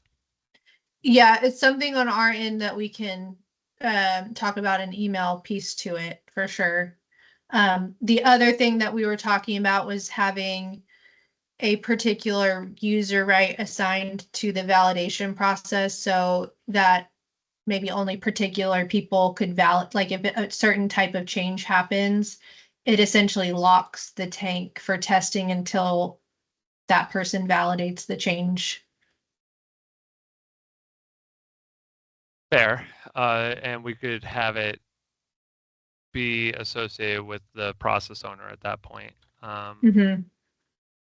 I'll write that in my notes as something to do. So yeah, I think that we have several follow-ups on our side that we'll get back with you on as well. So Perfect. just We'll leave it at that for now. It sounds like it's really just let's try and have internally, anytime we're doing stuff, email out discussion going forward. But yeah, and I don't think it would be bad practice for you guys, at least every month to go through and across the board run your tank revision history and review everything to see what all has changed. yeah, unfortunately, I can't force people to do that. But I agree. That's something I'm taking a closer eye on now that this is the first instance that it came up for me. So that's something that I check in on more often now. Sure. Okay, I think we're good on this example. For the next one, this one's sure. definitely a pie in the sky. Actually, example 5 in this case. This one's definitely a pie in the sky. I don't know if you guys have anything on Yeah. this. No, it's not pie in the sky. So it's just, again, just takes time and it depends on how you would want to do it. So Jack walked me through how he's done this in the past. I also had I think there's lots of different ways that you can do this. The way that Jack was saying was creating an area on your tree called I'd probably put at the bottom, I'd say personnel training. And you'd say, this would be Chris Thornton. I know, I'm gonna have all these. Okay, and then for you, we would have any possible test, any possible training that you would need to do, right? And the repeatability test. So it could be a titration test in a particular example, and you actually pull that in from your setup and say, we need to do this repeatability test for this example. And then you would set up a schedule for how often they're having to do that. And you can have different schedule frequencies for, if they did well, then that's every year. If it didn't go well, they need to be doing it every 6 months, whatever that looks like. Is that what you're talking about?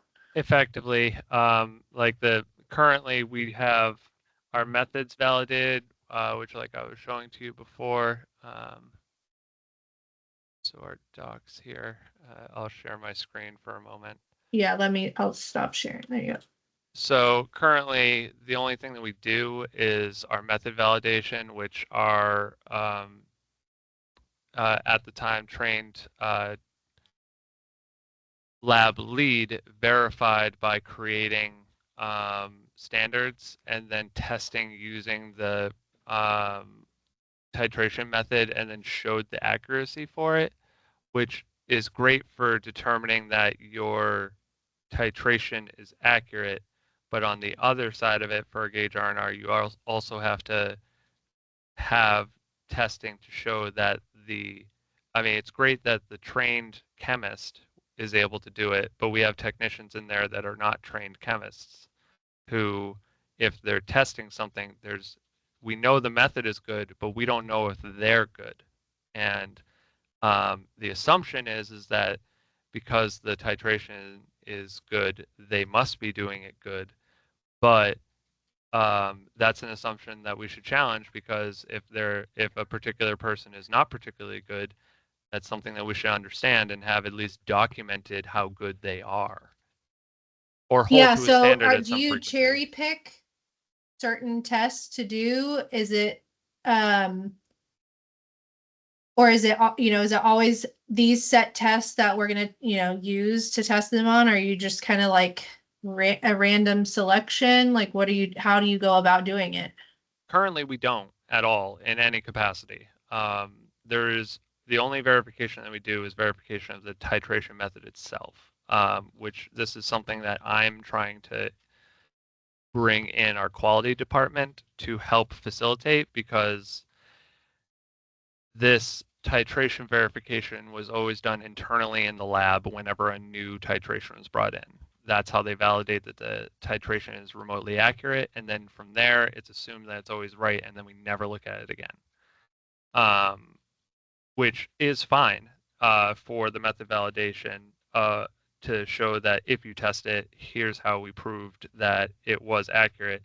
But when it comes to operators, operators being trained on a method, anytime you have so they're brought in, trained somewhat informally, and then they're never verified as to how accurate their test results actually are. It's that they're considered trained because they were trained by our lab lead, and then from there on assumed that they're good. But the want here is to challenge that assumption and set up a schedule so that it may not be across the board. I would think that it would probably be exceedingly overwhelming if we had them try and quote unquote train or retrain on a particular titration and prove out something. But having some sort of periodic testing on certain titrations that are considered, a good test of how accurate they are, like a turbidity test or a basic titration that you're using a visual indicator for. Those are probably like an example set of titrations. Let's see how accurate you are on these. In an ideal world, any test that they're doing, there should be documentation that shows that this person was trained on like a 3-year schedule where they have to prove out that particular test, this is how accurate they are.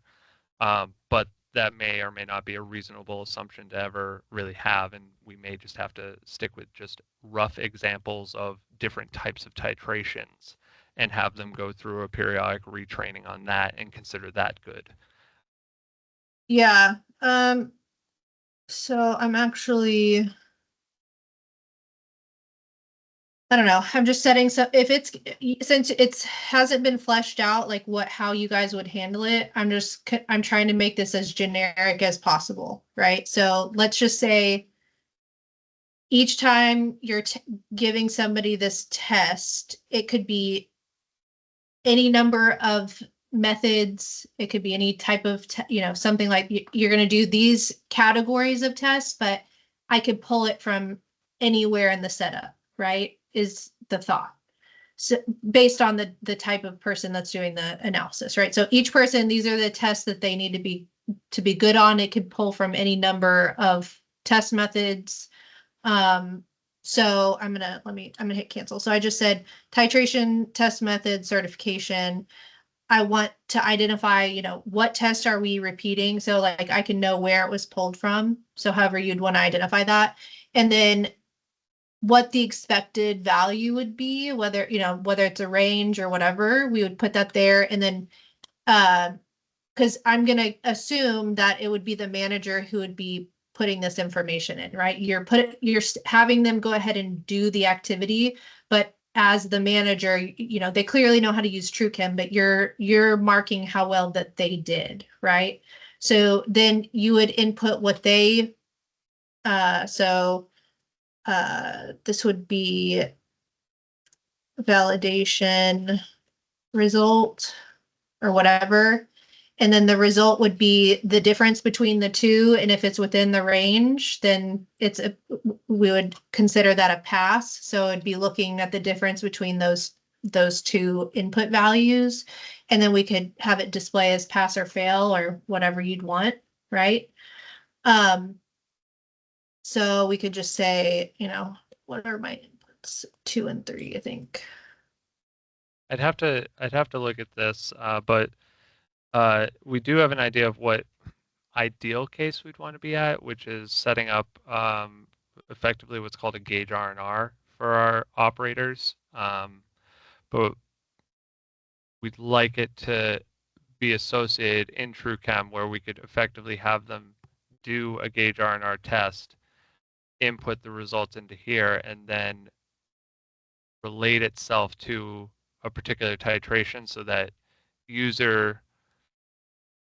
if a user is logged in and they're attempting to do a test that they haven't been approved for, it prevents them from working on it, is effectively the root cause of it.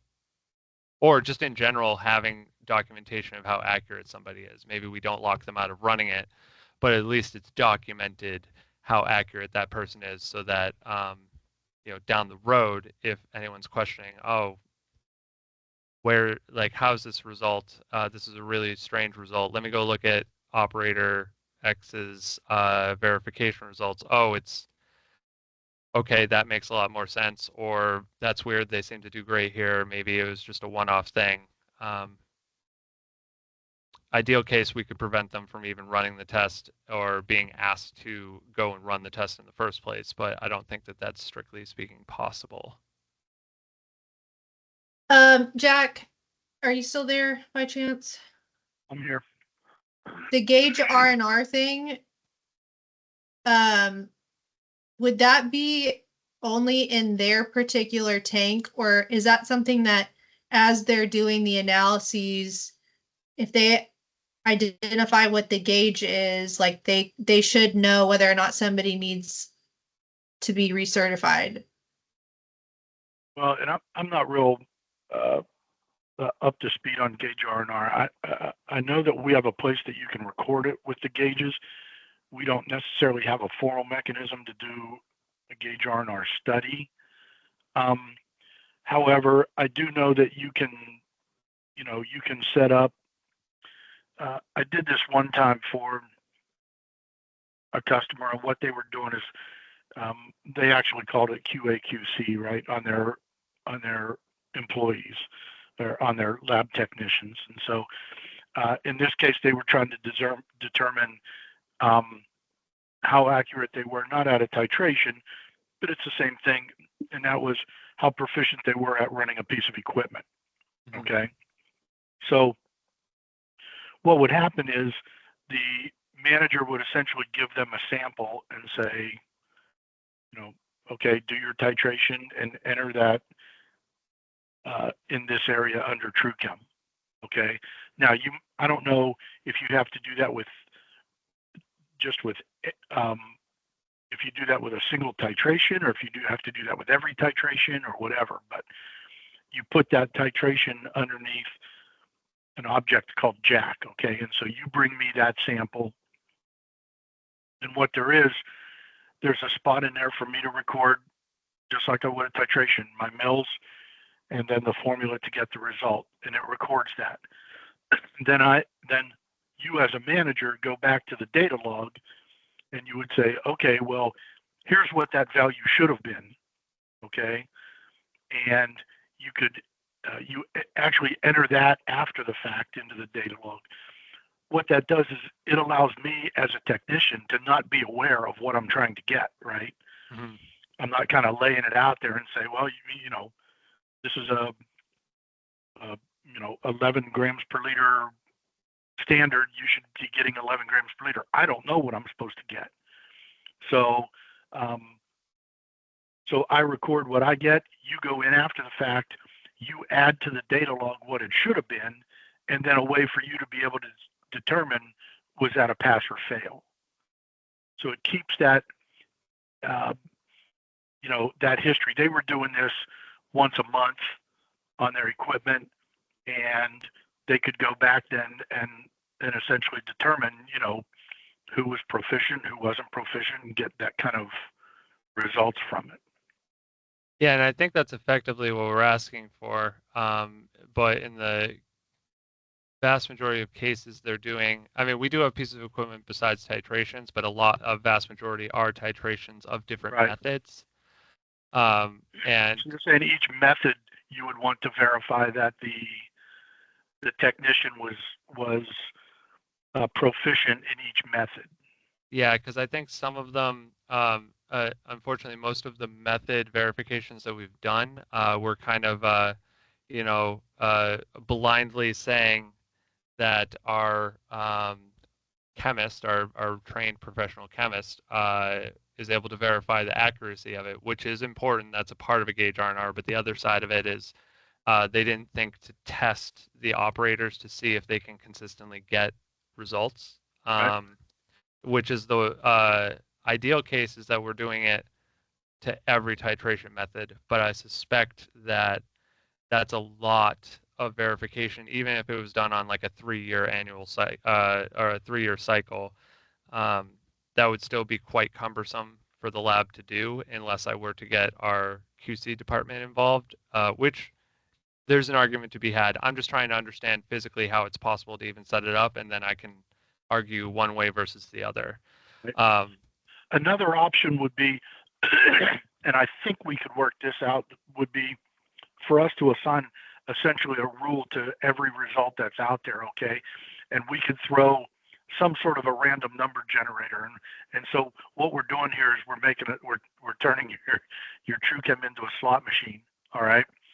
And what would happen is anytime that anybody went out and recorded a test, we would pull the handle on that slot machine on that random number generator. And if their number came up, then when they record that test, they get a message that says, okay, now take the remaining sample to your supervisor, because your supervisor now is going to perform that same test on that sample. I like that actually as an option. Now, granted, our lab supervisor may hate me for this, but I think as long as the number is a reasonable, odd of it occurring, I think that may be a potential method for us to try and get the same idea. What I think this, and I've heard this story, I didn't physically do this, but which is what made me think of this, is that apparently we had a customer that thought that their lab technicians were pencil whipping their data. Okay. So, and sometimes it amazes me that people will do more work to get out of doing their job than what it would take to actually just do their job. But anyway, so we put that in place because what happens is the technician's not aware until after the fact now that Yep. that they are going to be checked, right? And so they had one of two options: either they do their job and to the best of their ability, and then whenever they take their sample to their supervisor, it comes within the allowable error of what that sample actually is, or they find out that they just screwed themselves and they have to create a sample that matches the numbers that they just created. Mm-hmm. So it's kind of out there, but I think it would be possible. I think that that's definitely how to phrase this. I think long term, I'd like the gauge R&R study data to be the end place, Sure. mainly because there's certain lab certifications that we could then go for if we had data like this, which we may or may not want. But at the end of the day, it is something that you can prove to anybody that if you hold to these standards, that anyone could send you a sample and you could be used to test for it.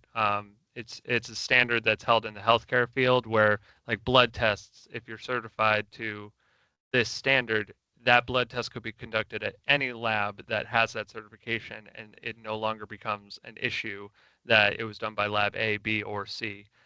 Um, which is one thing that I think inherently we should just be wanting to get to. But I do think as an interim solution, a half step before we get to that, which this may take years for us to get to that point, the random number generator would give us a warm and fuzzy feeling about, while we may not be catching everything, at least we're hopefully giving pause to operators who are potentially doing things like you're suggesting, and help mitigate the number of instances where they're just not holding to what truly the number is. Sure. So just food for thought. Yeah, I think as so I'm after this whole meeting, I'm going to be going back to our team and kind of discussing here's option A, option B. I think I'd advocate for the random number generator being the interim solution while we work on this other solution. Which to that, I don't think we quite finished the potential way of setting up the new process side of things, but let me better define what I'm asking for with the gauge R&R side of it, and then we'll come back and have a discussion on how we could physically do that. Yeah, just know it is possible, we can, once you have a clear idea of how you would implement it, like in terms of, the actual data you're looking to collect, we can talk about how to configure TrueChem for it.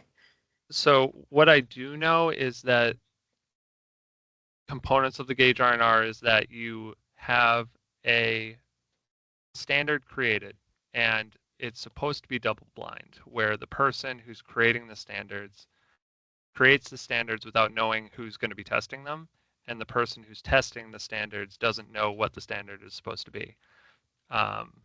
So that is the rough idea of it, but I don't think that we have your sample module, so I don't think we can force the creation of standards. I think it just has to be the lab supervisor creates a set of standards that they don't tell the operator what the values are for.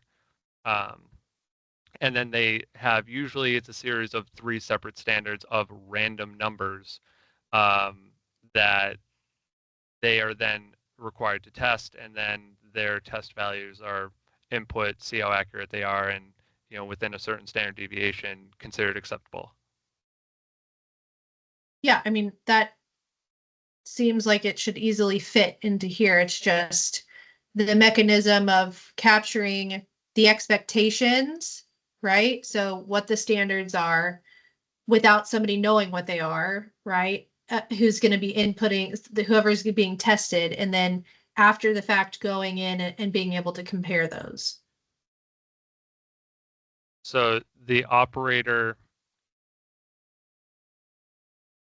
I think we'll have to have our own separate discussion on Yeah. this one.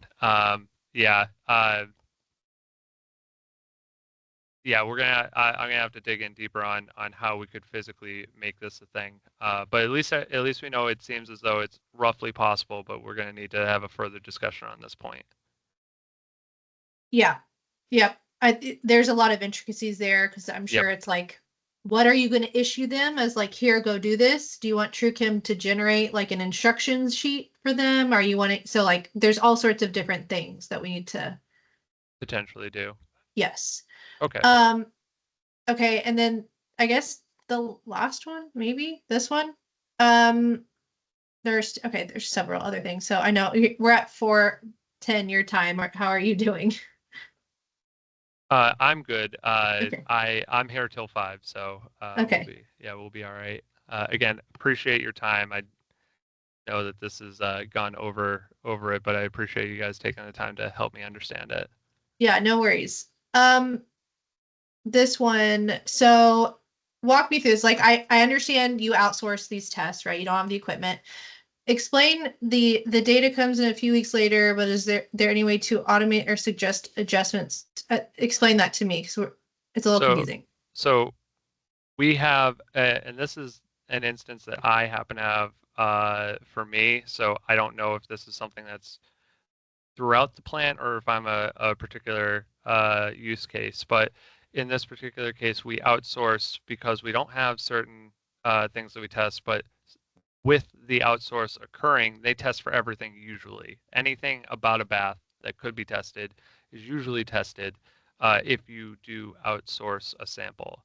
And some of the things we do actually test in-house, and right now, the test results for the things that we do test, because what will normally happen is a test result will be placed into TrueChem, uh, but it'll happen the date that we received the data and not necessarily put it back to the day that it was um, originally sampled, which is one issue with this whole test.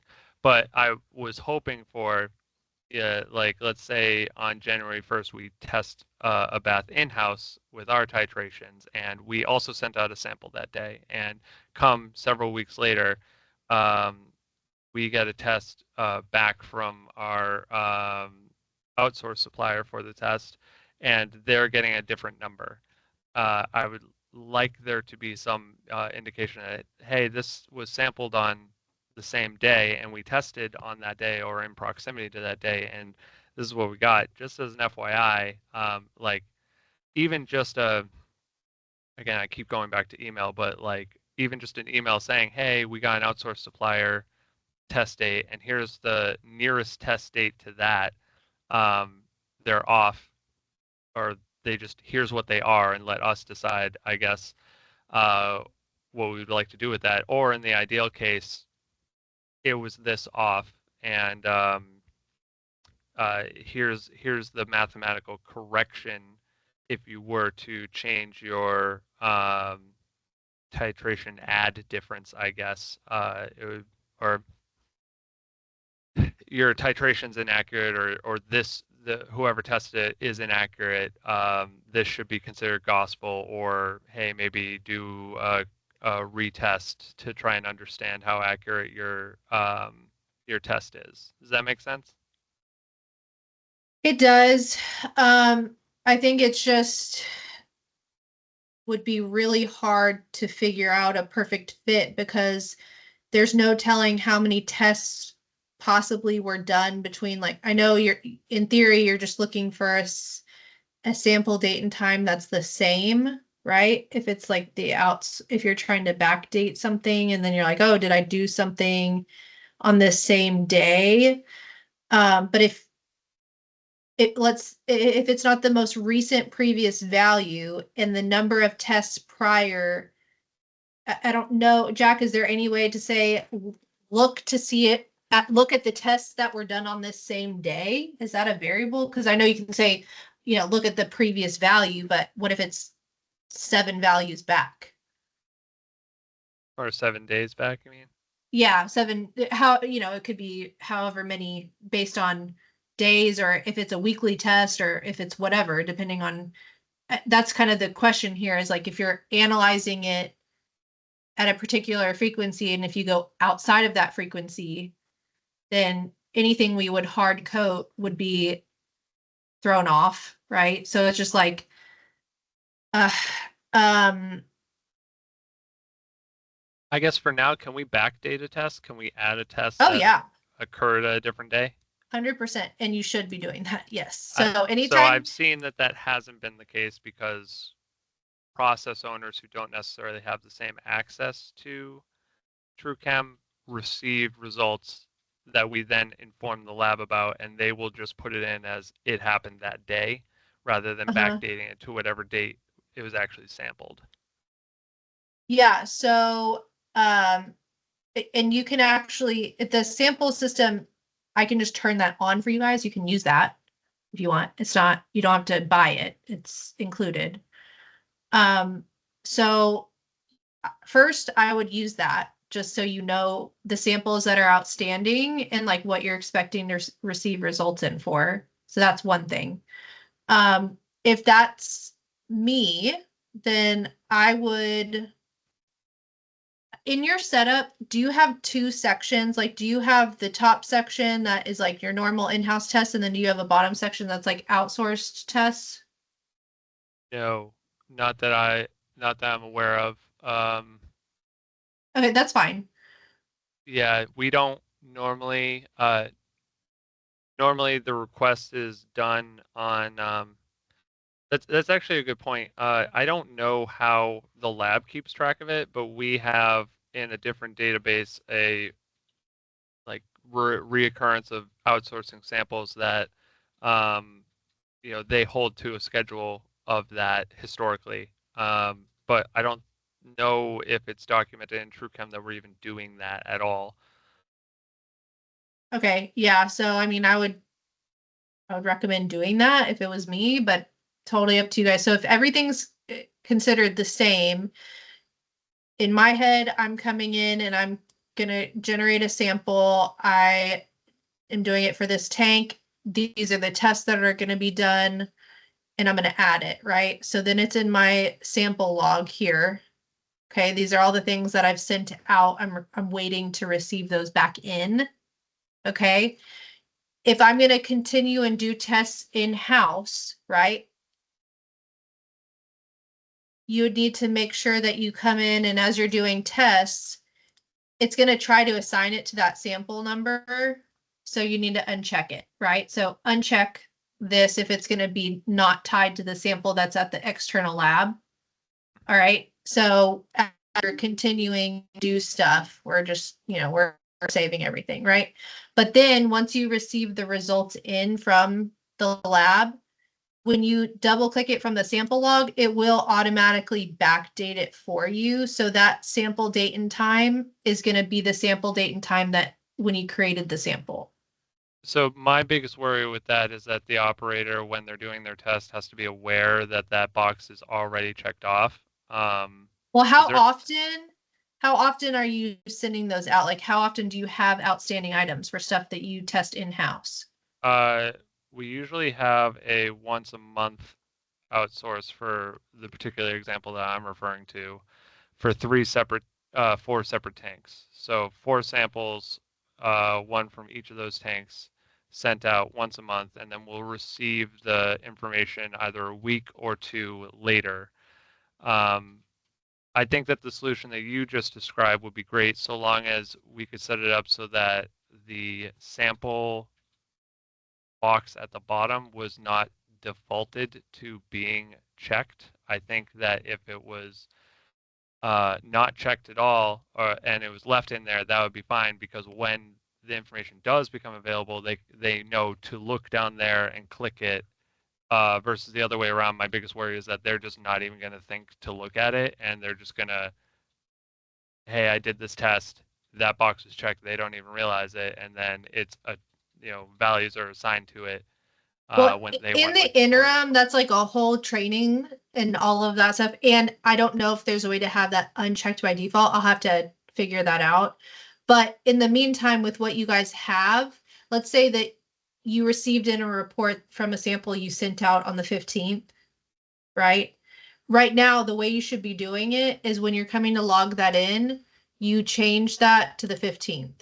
Oh, okay. Okay. If it's that simple, then that's it. That's all we need. Yeah, you change it to the Apologies. 15th. So watch this. I'm going to go ahead and put, if you look at the log,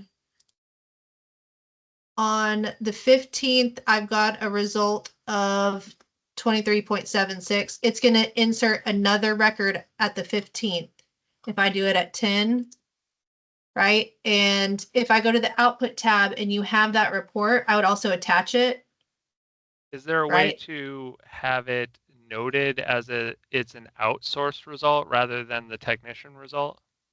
Yeah, I would. So I would say, add an attachment type. This would be outsource report, and this would be, whatever you want to call that. You would do the attachment, and then I would just put outsourced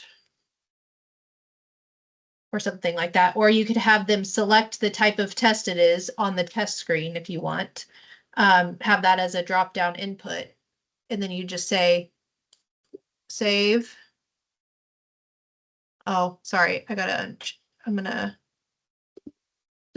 Oh, I have to do all those tests. So anyway, I gotta uncheck this. Let me.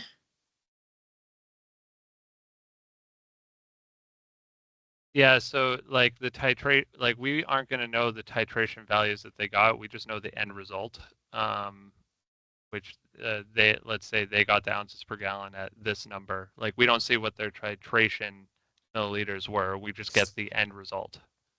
So are you logging anything in TrueChem in regards to that right now? They are supposedly. I asked them to add in uh, the results, but I do see that sometimes. So right now it's added in as a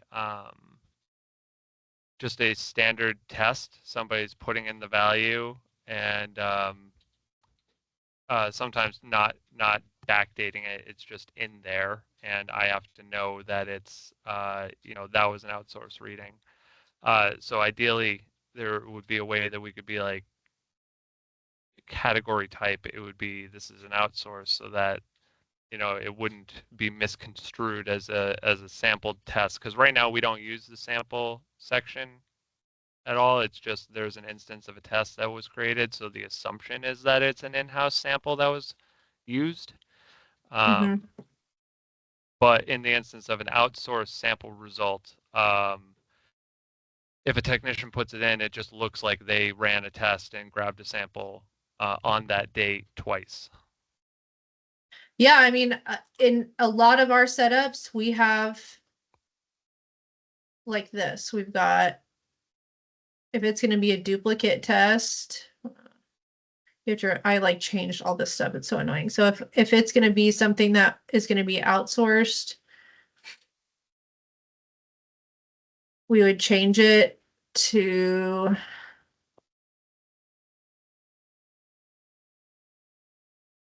right, and then it would just be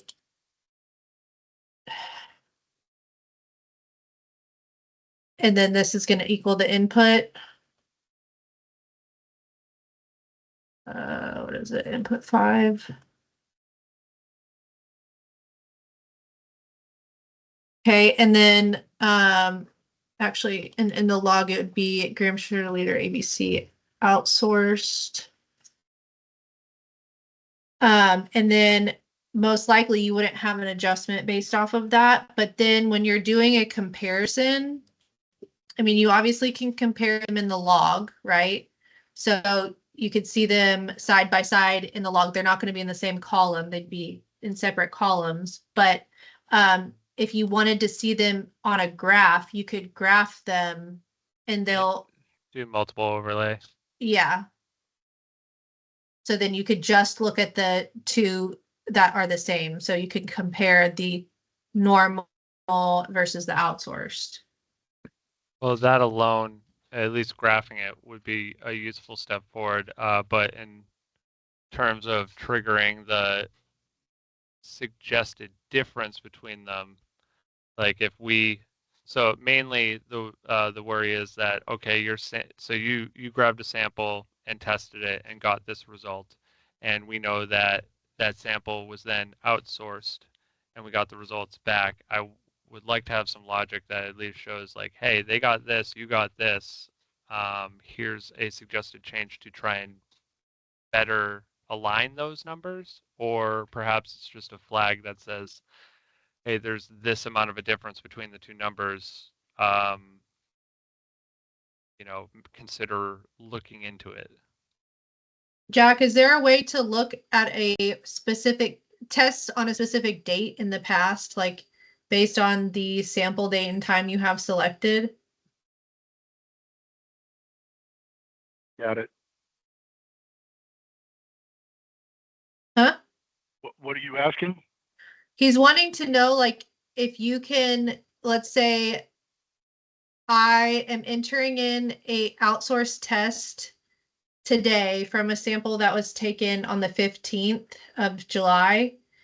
And when I save the test, I want a pop-up letting me know, like, if I analyzed anything else on the 15th, or that's the kind of the question. Is it like, okay, what if it wasn't the 15th, but it was the 16th? Like, does it have to be the same day, or, it's Ideally, what we could have done is that they're testing, like as a rule, they're testing the sample before they send it out, so that would always be the case that there was an instance on that day of the sample where we could utilize the fact that, hey, we're about to outsource something to a lab that we do have the ability to test in-house. Let's test that and then compare the data. Because right now, I don't believe that's the case. I think that that could be they, done.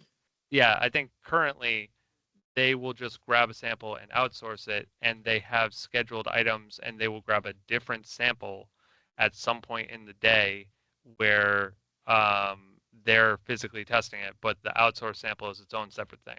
But what I could have just be as a general rule for the lab is, if there's an outsourced sample needed, test for the things that we can test for, so that I can associate the two numbers and guarantee the fact that we have a result on that day. Yeah, so Jack, essentially, I don't know if it would be something where they would need to input it into a separate like into the outsourced test, so we know that the previous value was the one to always compare it to.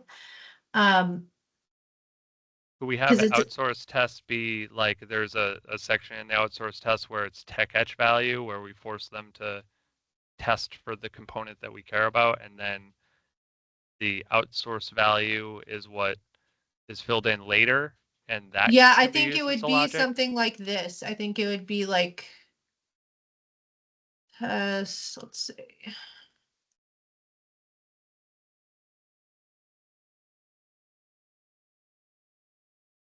I don't want to look That up is what you tables. already Sorry. have there, Ellen. Yeah, except if he's wanting to, he could say, this is going to be tech etch, or this is going to be X the lab result, right? And then this is going to be who tested. It's going to be who tested. Right. So as you're doing it, you could say, okay, before we send it out, I'm going to go ahead and say, this is my tech etch result, and here's what it is, right? Or I don't know, something like that. Jack, you jump in. Well, I think that you had it even before that. I think that input's unnecessary. And you've got an outsourced ABC and you've got an internal ABC at the top. But the difference is, right now we don't guarantee that sample 1 was tested in the lab, in our internal lab. Right? The current situation that exists is that if they have to outsource a sample, it'll come up on their schedule that they need to go and just grab a sample.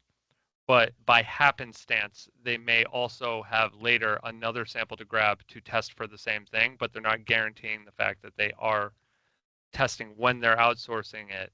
They're not guaranteeing that sample one was tested. We have sample one and sample two, and they just happen to test on the same day. They may not, maybe the next day. I'd like to make it a rule that if they're sampling something that we know we get useful results for, let's have them keep a portion of it and test it. Sure. But that's something that I'm going to have to internally ask them to do. And I'm just trying, like, the logic of the outsource part of it, that lets them show in its own thing and have, outside of screwing with the titration adjustment portion on the ABC concentration, it would be outsource ABC, and it would show, hey, you're off by this amount, and then attach itself to, if there is any logic, potentially change the adjustment amount on ABC concentration. Does that make sense, or am I being confusing, or or do you see a better way of going about it? I mean, the way that I've done it in the past, and I don't know, Ellen was right. We don't have necessarily the way to go back and say, I need this result on this date. That's best done through the graph. Okay, so if we're recording our outsourced value the same place as our insourced value, when you overlay those on the graph, time is always the constant across the bottom. So the overlay graph clearly shows where there's a discrepancy between those two, because they should always be not necessarily dead on, but they should be pretty darn close.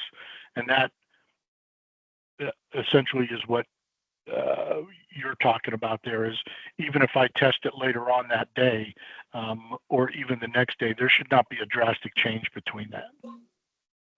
And if there is, can we set it up so that there's a suggested alteration to, I guess like our titration numbers, like the milliliters, maybe it suggests a change to try and make it more accurate, where maybe a milliliter equals this amount, Sure. but it shows that, hey, our outsourced test is showing that we're actually, maybe another ounce per gallon more than what we think, or less than what we think. And do you use the overlay graph? I mean, I do. Okay. Visually, and that's usually what indicates me to go down a rabbit hole of investigating a particular issue. But right now there's no logic to right. suggest a change, which purely is just an ease on my part. I would then do the math myself, which is fine. But it would be nice if it could just suggest a change, and then eventually it moments like these would happen often enough that it wouldn't be changing anymore, because we know we're good. But at first, I would think that it would constantly be doing it, because I don't think that we have that, check back moment. Or maybe we don't even necessarily want to do it. Maybe we just want to advise what a potential change would be and email that out, but not physically change it. Because there are instances where we know, like, an outsourced vendor does a great job on testing the things that we can't test for, but we don't hold them for these other things that we know that they're erroneously testing incorrectly. Let's just say that example may exist. So I don't necessarily want to hold to whatever results they have, but we also can't test for these other things that we definitely need to test for. So we want to get those results, but don't necessarily want to take their word for things that we do personally test.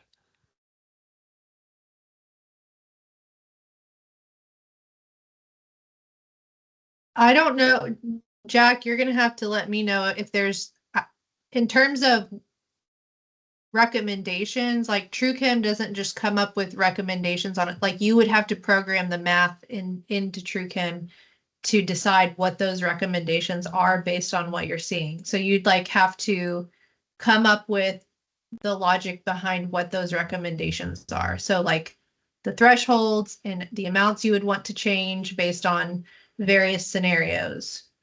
Yeah, I mean, it would be basically your result was, your output result was at 5 milliliters for this test.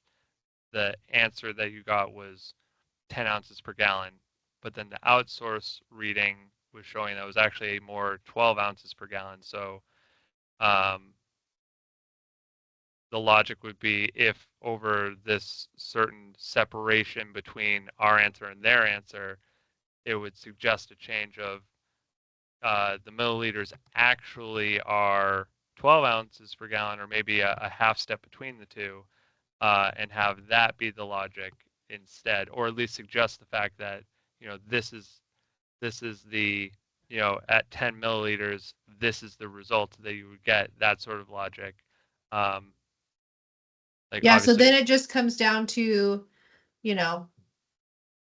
how do we get that data compared to a specific day? And in my mind, like the only way to have that exactly is, testing the same thing and having it in the same, I would say probably in this one particular place, because we know that the last value in there was the one that you guys did in-house. You're just waiting on the results back from the lab. So anytime you're entering in the final result from the lab, you're doing a comparison to the most recent record in this particular test, because that's the one you guys tested. yeah, and that sounds like it's what we're looking for in this case. I think that the exact logic of it is something that I just have to tinker with to try and get it to be correct. But this like you setting that up seems like the way that we want to go. Yeah, so if I was you, I would, talk about that internally and then we could set this up for one or two particular examples and see how you like it, and then you could roll it out across the board if it works well. Okay. Yeah, I mean, I'll take the recording of what you did and go through how you set that up again. And I think that I can take that and do it for the example of the C18, B12, and all those and run with that. I may have some questions if I get a little confused on how you exactly set it up, but I'll use this recording to go through how you did it in the first place. Okay. Yep. Yep. So yeah, who tested it? So yeah, I would just say, there's some rules that we would want to set up after the fact. That's like if the previous, you might even have, yeah. I would just say call whenever you're wanting to set it up, and then I'll talk to Jack on like I'll work on a perfect situation, because I was just kind of like free flowing there. I don't know if that's like the best way to have it look and feel. So let me talk to him, and I'll configure something and send you some screenshots of it to see what you think. But I'm thinking there needs to be a layer of logic that's looking to see, okay, if the last record that was entered says that TechEtch was who entered it, right?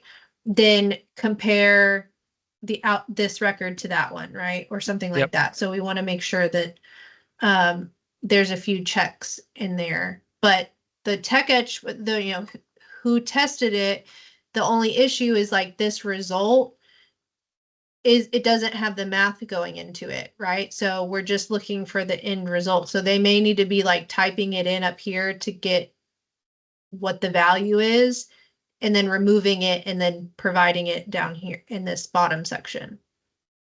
And that may be the mechanism that we want to go, or maybe the result for that TechEtch line has the same logic as the top set in there, and then the result for the second line is just a number cell. We can talk about it. It sounds like there's roughly a way of potentially doing it, but I think we just need like a rough setup of it to workshop.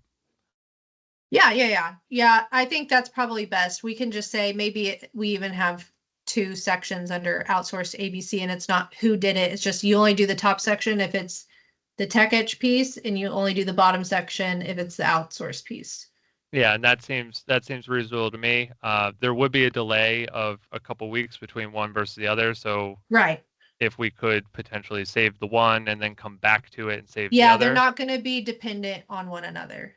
perfect. If that's the case, then I don't think that we have any issue with it, and we can make something work. Okay. Okay, now with that said, the last one, require prompt to leave note if anything's modified and a test item is changed. That's with the tools manage tanker vision history. Click comment. It prompts you to comment it.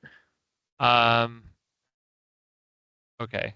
And you can't just leave it blank, right? You have it. Remember, we tried to save it, and then it'll be in tanker vision history.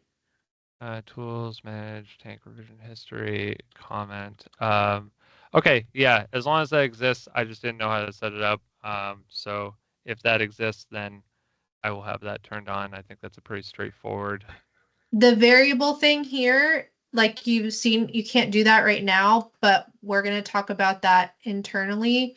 You can, though, if you were to flip that to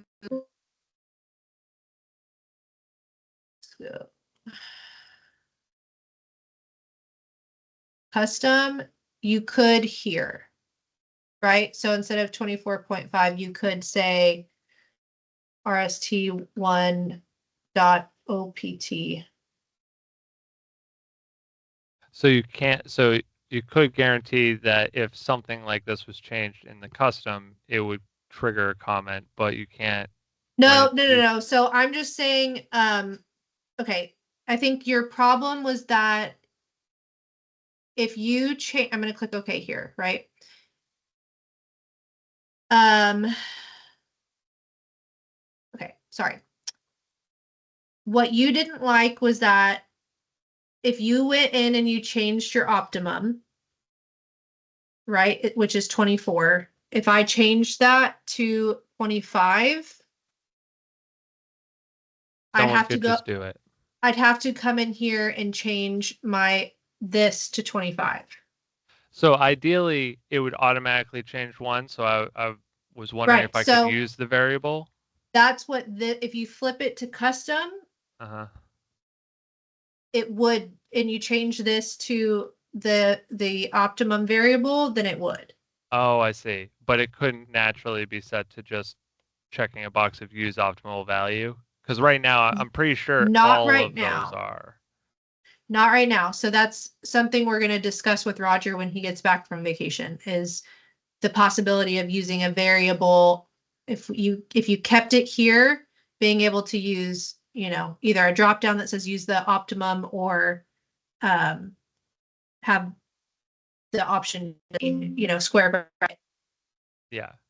Because I'm pretty sure all of our tests set that to the optimum. And it's just a matter of, they have to physically go and do that. It would be nice if it was a drop down, but if it's not and we have to use that custom one, at least it's known that that's the way we could potentially do it. I don't think that we would universally do it because it's easier for people to use the GUI than it is for people to write in a code, but at least it's an option if I would like it to be the code, to be honest, but I know that that's a problem for some people who are trying to learn TrueChem. The coding side of it is very difficult for them, so they like the Sure. GUI. Yeah. Okay. Yep. So I'll get back to you on that. It would have to be an update to TrueChem, so we'll have to get back to you. Okay, fair enough. At least it's an option in the custom, which is all I really cared about. Oh, also the comment section. So if that variable is changed, so let's say the adjustment, I know I'd like the result and the adjustment to automatically change, but let's just say that the either were to change. Can I guarantee that a comment has to be added in? Because right Yeah. now it just does it. Let's see.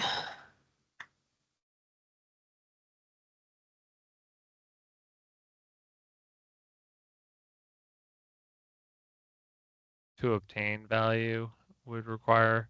See, that box is already checked there, and it says that you have to comment for the Yeah, to let me obtain try that value. again. Did it actually?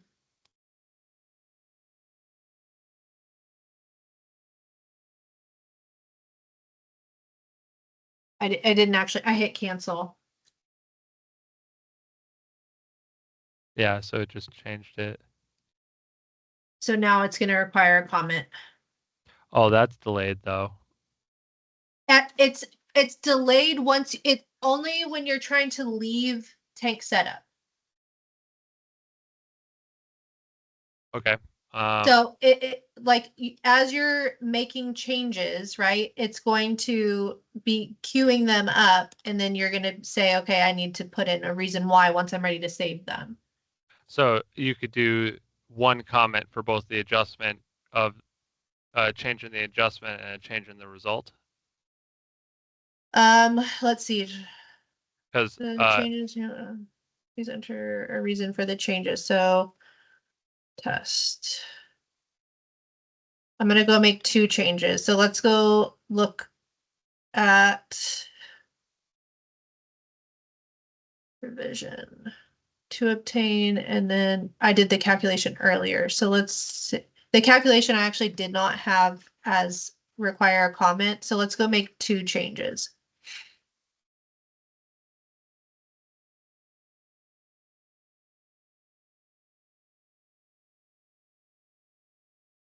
And increments gonna be 1, and this is gonna be 23. and then before you hold on, can you Yeah. also do the results? I don't know if I have those requiring a comment. I know makeup is requiring a comment. You want me to change something here? Well, in the example that I was doing, the modify test was uh, the oh, never mind. Nope, the way you were doing it was right. Test result. Yeah, I don't have any of those requiring comments. So if I were to edit the optimum, Yeah, all those I would want to set, but it looks as though I can do that in manage tank revision history.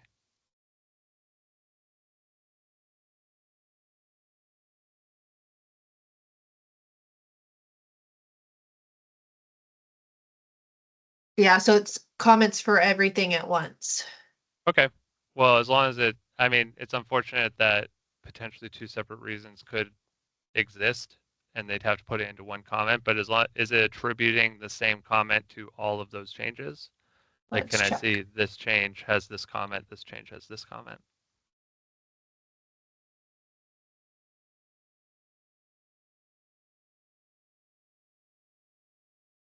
Cool. Um, did you write in changes for I all did. items? Okay, I yeah. did. I Okay, just wanted then to make sure that it applied it to everything. cool. Then I think that it's a very rare case where multiple separate items would be changing at the same time. It's probably just going to be a one-off for the vast majority of cases.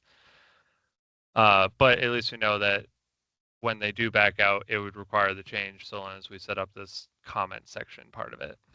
Yeah. Okay, I think that that answers my question then. Um, and then the final one, I know we're at the end here. I appreciate your time. Yeah, no Uh, problem.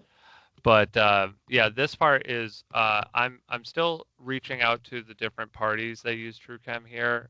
There's some rationale why we have our what we call an RMPN here. We in the add slips they have it print out with the additive which has the RMPN in it, which allows them to quickly be able to go and find the uh, pail that has that chemistry in it or look it Uh-huh. up in a separate system. Um, I would like to break it up because of the instance that I referred to earlier where the pail size changed and now they're changing an additive which needs to be changed in the adjustments as well, which just seemed like an unnecessary step, to be honest. It should just be that we have sodium persulfate, or in this case, sodium persulfate. I completely, when you mentioned that earlier, I don't understand why that's being changed in the setup of the tank. It's the same chemical, it's just how you're receiving it.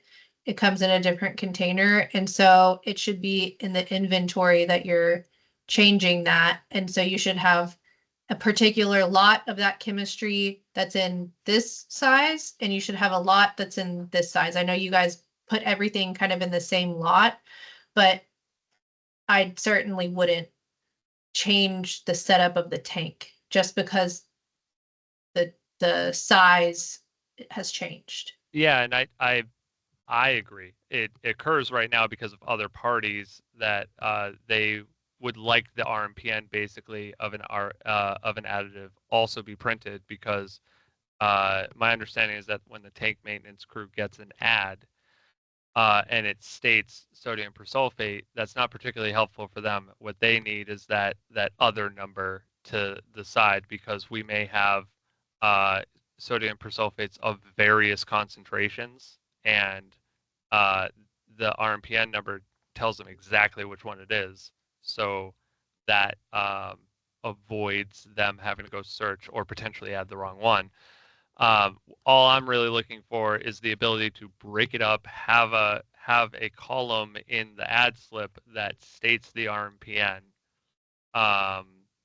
And in this particular case, we have two separate RMPNs that are the same thing, which is the earlier example where we had a 5-gallon pail and we had a 25-gallon pail, and both are the same chemical. And maybe they state that either of these are acceptable. That would be great too. Like, just state, here are 2 RMPNs of what you need to add, and they can see that they don't have the 5 anymore, but they have the 25. At least that exists. Yeah, so again, it's like the RMPN should be entered in when you're receiving a lot. So like if you looked at your inventory, you would have, when you're receiving it in, you would have a lot for each RMPN type, right? So like if it's the same chemical, but one's in X size and one's in the other size, they're 2 different RMPNs. They would both be, it's the same chemical. So you would select, sodium persulfate, okay? But the lot you're putting it into is the RMPN that it's assigned to. So could we have the it looks like somebody's already doing it. So I'm looking up the inventory right now. In mine here, I'll share. So I'm looking up the inventory now, and it looks like somebody's already partially working on this problem, where right now we have our additive name have the RMPA number in it, and then we have this internal part number. No, I still wouldn't do that. So it's like, what I would do is have, let's see, like for sodium persulfate, if there's 2 different RMPN numbers, it would just say the additive is sodium persulfate, and then for the potential lots, you would have it going based on the RMPN number. So let me. Yeah, so where is the lot number here? So right now you're just looking at the additive. Go into the forklift button. Yep.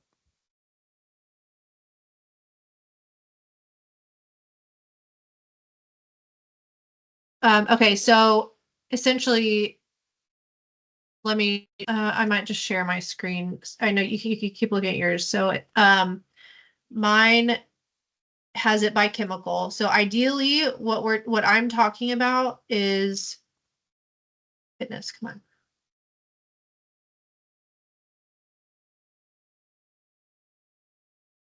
All right, so you have these chemicals, right? So I've got 2 lots of ABC.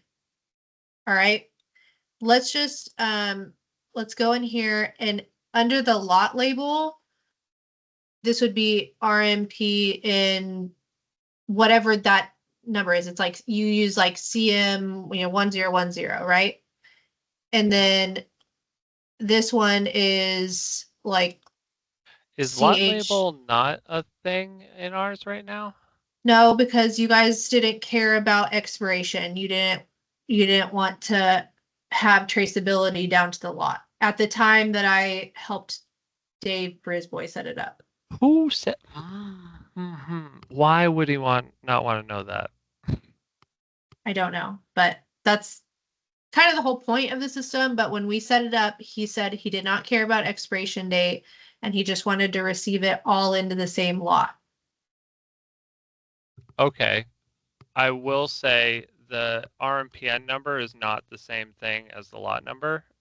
For us, Okay, so if you want lot traceability, we can turn that back on, right? It's on, right? But what we would then do is we would have it to where it's going to be, let's see, where would we put it? We would probably put it, it's when they're adding it, right? So I guess I'll put lot traceability to the side right now. RMPN specifically for us refers to the chemistry concentration and its size, purchase size. And all I care about is I want to designate that sodium persulfate has these RMPN numbers that either are considered acceptable to be used to add what I need into the tank. It's up to tank maintenance to pick whichever one they happen to have inventory of. But tank maintenance, they use that number to like look stuff up. So that's why it's important to have it, because it's easy for them to use to like look things up, right? Yeah, so right now the unfortunate thing is that they decided to put it in the additive name, which is unfortunate because of the example that I gave earlier, where I would really just prefer them to have it when the ad slip prints out, it states, here's the additive RMPN Okay. in a separate And when column. you guys order it, okay, like, yeah, I mean, we may overhaul this. I feel like you're taking on so much. But essentially what I would do then is say, I want to add it as an optional field. So under terms and where is it? Inventory field. I'm going to say this is going to be RMPN number. And we might have multiple RMPNs that are that, but No. I do understand that. So it would just be at the time you're ordering it, how much of this particular size are you ordering, right? So then we're gonna go inventory. well, to clarify, we may order 40 gallons worth of a particular RMPN, but, or let's say 50 gallons of particular RMPN, but if that may result in one thing being received, one lot of it, or it may result in 5 lots of it if it comes in 10-gallon pails. So 5 lots of a particular RMPN because they come in 10-gallon pails, or one lot of this other RMPN, which are effectively the same chemical, but it's only one lot at 50 gallons versus 5 individual lots of 10-gallon pails. Yeah, so you don't order it with it's once you receive it, it can come in as either of them, right? It's what they have in stock. Okay, so that's fine. So let's just say we don't know what it's going to come in as, right? We just need to know once we receive it, we have a way to designate it, right? Yep. Okay, so disregard what I had done with ABC over here. The fake RMPN numbers would just be the actual, that would be the original lot numbers that were there. So I'm just going to put, in your case right now, you're showing like 1 for everything. Yep. But that's not, in reality, that's not how it should be. It should be the manufacturer lot ID. Okay. So the idea here is, when you are, I don't know if you guys enter requisitions, you don't have to, right? But it essentially, if you remove the RMPN number, you're choosing sodium persulfate in this example. And in general, so you're not going to select the container, you're going to say, overall, I want, 100 pounds of it, or in this case, 100 kilos of it. And then when we receive it in, I can say, what is the RMPN number? And, how much of it did I get in? So I could say, okay, I'll hit the requisition number. Yep. Okay, save. Then if you don't do that part, that's fine. You would choose the chemical here and you'd say, okay, I'm ready to receive this in. But I do have a requisition, so I'm ready to receive this in. You would put the manufacturer lot ID, okay? And I would put that RMPN number, CH1010, right? And it's actually it came in those pails, right? And it's 50 kilo pails. All right. And we received in 2 of them. So the 100 that we ordered. All right.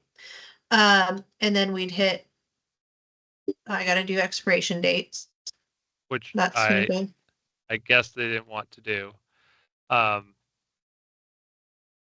So I kind of get that this is now diving into the tank maintenance part of it, which I think I'm going to have to get a colleague to help advise on this part of it. I personally don't care how they keep track of their inventory. What I do care about is the fact that they name the additives with the RMPN name inside of it. I would really prefer it to be a separate field where we have a list of RMPNs that equal sodium persulfate of the concentration I care about.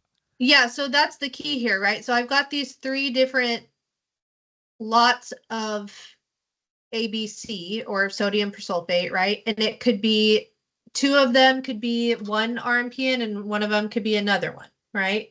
But ultimately, when I'm going to make an add, it's going to recommend the oldest lot still within its shelf life. So it's going to recommend one. So if I do 9.2, 5 kilos, I know that I have the revision. It's asking me to pull from lot 1. Okay. But I could, using that other field, because I know lot 1 is CH1010, whatever, we could append that at this point.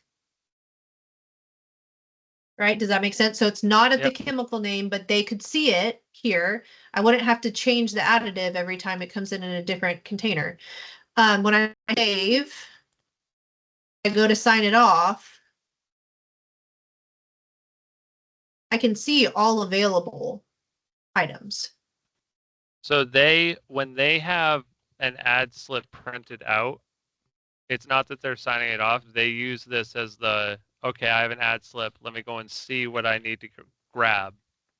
And I want to have a column that states the RMPN so that they can go and grab it. They know to do it. They're not signing it off until after they've made the ad. So that's the problem, is they can't see it, which is why they have the additive name include the RMPN, because they don't know what it is and it's important information for them. And I would like it when they initially look at the ad slip, it's information that's available as a separate thing, not you need to strip it out of and we can talk about that, but we can talk about doing that for you, but you would have to receive in separate lots for different RMPN numbers and capture the RMPN number upon receipt. So they currently do so in that they're inputting RMPN, and like the additive name has the RMPN information, so it already is received with that RMPN information there. It's just not associated to a particular lot or time associated. Basically, I don't know how to bridge the gap here. Basically, apparently they decided that they didn't want to keep track of the longevity of a lot, which is questionable, but they did want to keep track of the RMPN. So they're already separated into different lots with the RMPN associated with them. It's just, I don't want it in the additive name. I want it in a different field in which it's its own RMPN, where one of those fields when they're receiving something is RMPN, but please leave sodium persulfate as generally just the name that is there, so we don't have to change adjustments. Like right now, the adjustment. Like 100% that should not be happening. Yep. Like, Yeah, I don't know why it's a thing. It seems like a completely unnecessary step. And case in point, when this was done by the lab supervisor, they didn't realize that it was associated to a calculation that process engineering set up. So they didn't think to change it. And then I had several days in which no ads were being made, and that triggered me to investigate what happened. That's a stupid situation. It's more work for us. It shouldn't be the case in the first place. And it's all because they try to make it easier for tank maintenance to be able to see it for their ad slips. That's all I'm wanting, is just the RMPN information is there when they originally open up the ad slip. And that solves their problem. And then we can remove it from the additive name, and that solves do you my even problem. just want to like put all possible RNPN numbers for that chemical on the ad Yes. slip? Yes. Okay, that's even easier. Like that, Yes. if we strip it out and we say tools manage additive, you go into the chemical and internal part number, you could just have that be CH1010 or, CH, 2015, right? And then this field is what we could print next to the chemical on the ad slip. That's exactly what I'm looking for. I think that somebody just didn't know how to articulate that originally in the discussion, and they were probably moving fast trying to get everything set up. So I think that's exactly what we're looking for, actually. So we can talk it. Okay. So when I was looking at your database, like, Jack said he could probably write something to help get those out instead of doing it manually, but it could get a little messy because it's not 100% consistent across the board on like the length of the RNPNs, or like they're not all, there may be onesie twosies here that don't look the same. So like how he would write that script, it can't look at each exact. So it's Yeah. almost, Not only that, but if you were to rip them out, it would also break the calculations part of it, because the no. calculations. Well, the calculations associated to the additive name, which has the RMPN name currently in it. So if you were to Well, rip out the anywhere RMPN, where you make a change, like, so this one, ABC, anywhere that this chemical is used, if I change it here, it's going to push that all the way down. to all of the additives that use that name, and then Correct. okay, perfect. That was the biggest worry that I had about doing that. So as long as that No. is occurring, then that sounds like it would be wonderful to automate. So we I do understand the onesie twosies, but if we set up for like the CH case where it's CH blah blah blah blah blah, and then do a separate one where it's the PL case blah blah blah blah blah, I think the vast majority of them would be fixed, and then the onesie twosies, like I know that the CH ones and the PL ones are ones that are chemicals added in to baths, and stuff like that, where um, that's the majority of it. If there's other instances in there that don't have the PL case, the PL or the CH in it, then I probably don't care about it. Okay. Yeah. Yeah. So on yours, you would just, whenever I'll talk to Jack about, what we can do to help with that, but you would still, I don't know if he would be able to take that value. Let's just say it's this 3308 and essentially do a replace here. Maybe, I'm sure he could, but we won't have all possible combinations. So if it's also like this, you're going to have to go in and add in any potential RMPN number. Would there be a way of generating a list of here's what would happen, and then we could audit it before you implemented it and then make the adjustments? Like if you sent it to us, we would make the adjustments for the stuff that we would clearly see is wrong, and then you guys could use the corrected list. I mean, we could. I don't know how much time that would save. Like in terms of if there's that many that you're needing to add, it's either typing it in Excel or typing it in here. Yeah, I mean, I think that of course, as I'm looking through it, the PL and the CH options, there's a few instances where somebody added in a CH space the numbers versus CH, Yeah. here's the concatenated numbers. Um, it sounds as though it can be done, period, and we'll probably have to audit somehow before we change everything, but there's hundreds of instances where every single thing needs to be changed, and I think that there's a way. I'm gonna fiddle with something. Uh, don't do this. Promise. I won't. Additive. We're gonna do report. Oh, and then import it afterwards? Yes, I'm That, pretty sure this will do it. yeah, if it does, I mean, that's the best way for us to edit it. But you need to check this 800 times before you import it, because if I had a customer who used this import tool and put a filter on it and sorted it, but didn't include the first column, which is the chemical ID, and he scrambled the chemical ID with the associated chemical. So like DI water was chemical 2, and now it got scrambled to like sulfuric acid, and then anywhere where DI water was used was replaced with sulfuric acid. I will tell you right now, so the conclusion of this whole meeting is me going to our group of parties where it's the lab, tank maintenance, and myself, all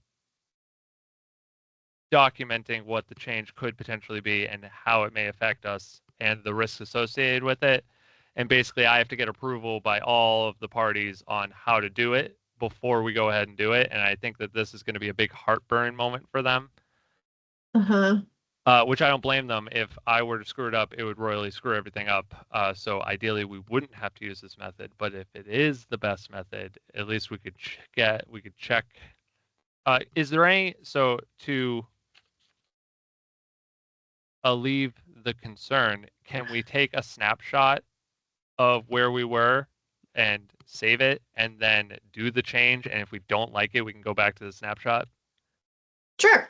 I mean, it would just be, you'd have to revert back to a backup version. You just make sure IT takes a backup of your database or send one to us, and then, I think if that's possible, then yeah, when this change would occur, we would take a snapshot where nothing changes in the interim. We would do the changes, and then if that's the case, then I think that we'd be okay. Okay, so I'm going to save this, and then I'm going to re-import it.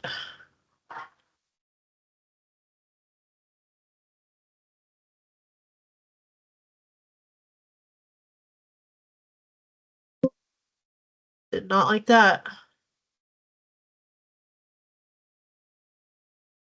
I think it's because I changed the file type. Was it a CSV afterwards? It said convert to, and I said yes to convert it, and it did not like that. So let me see. I'm gonna say, It was saved as a CSV. yeah, but by default.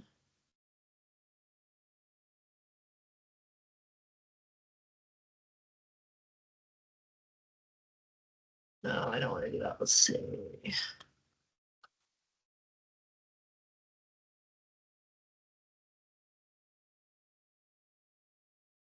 Whatever, if I can spell right.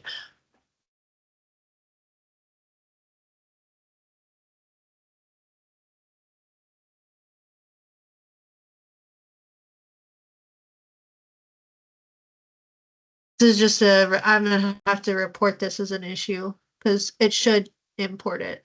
Let me see if I change it anywhere else.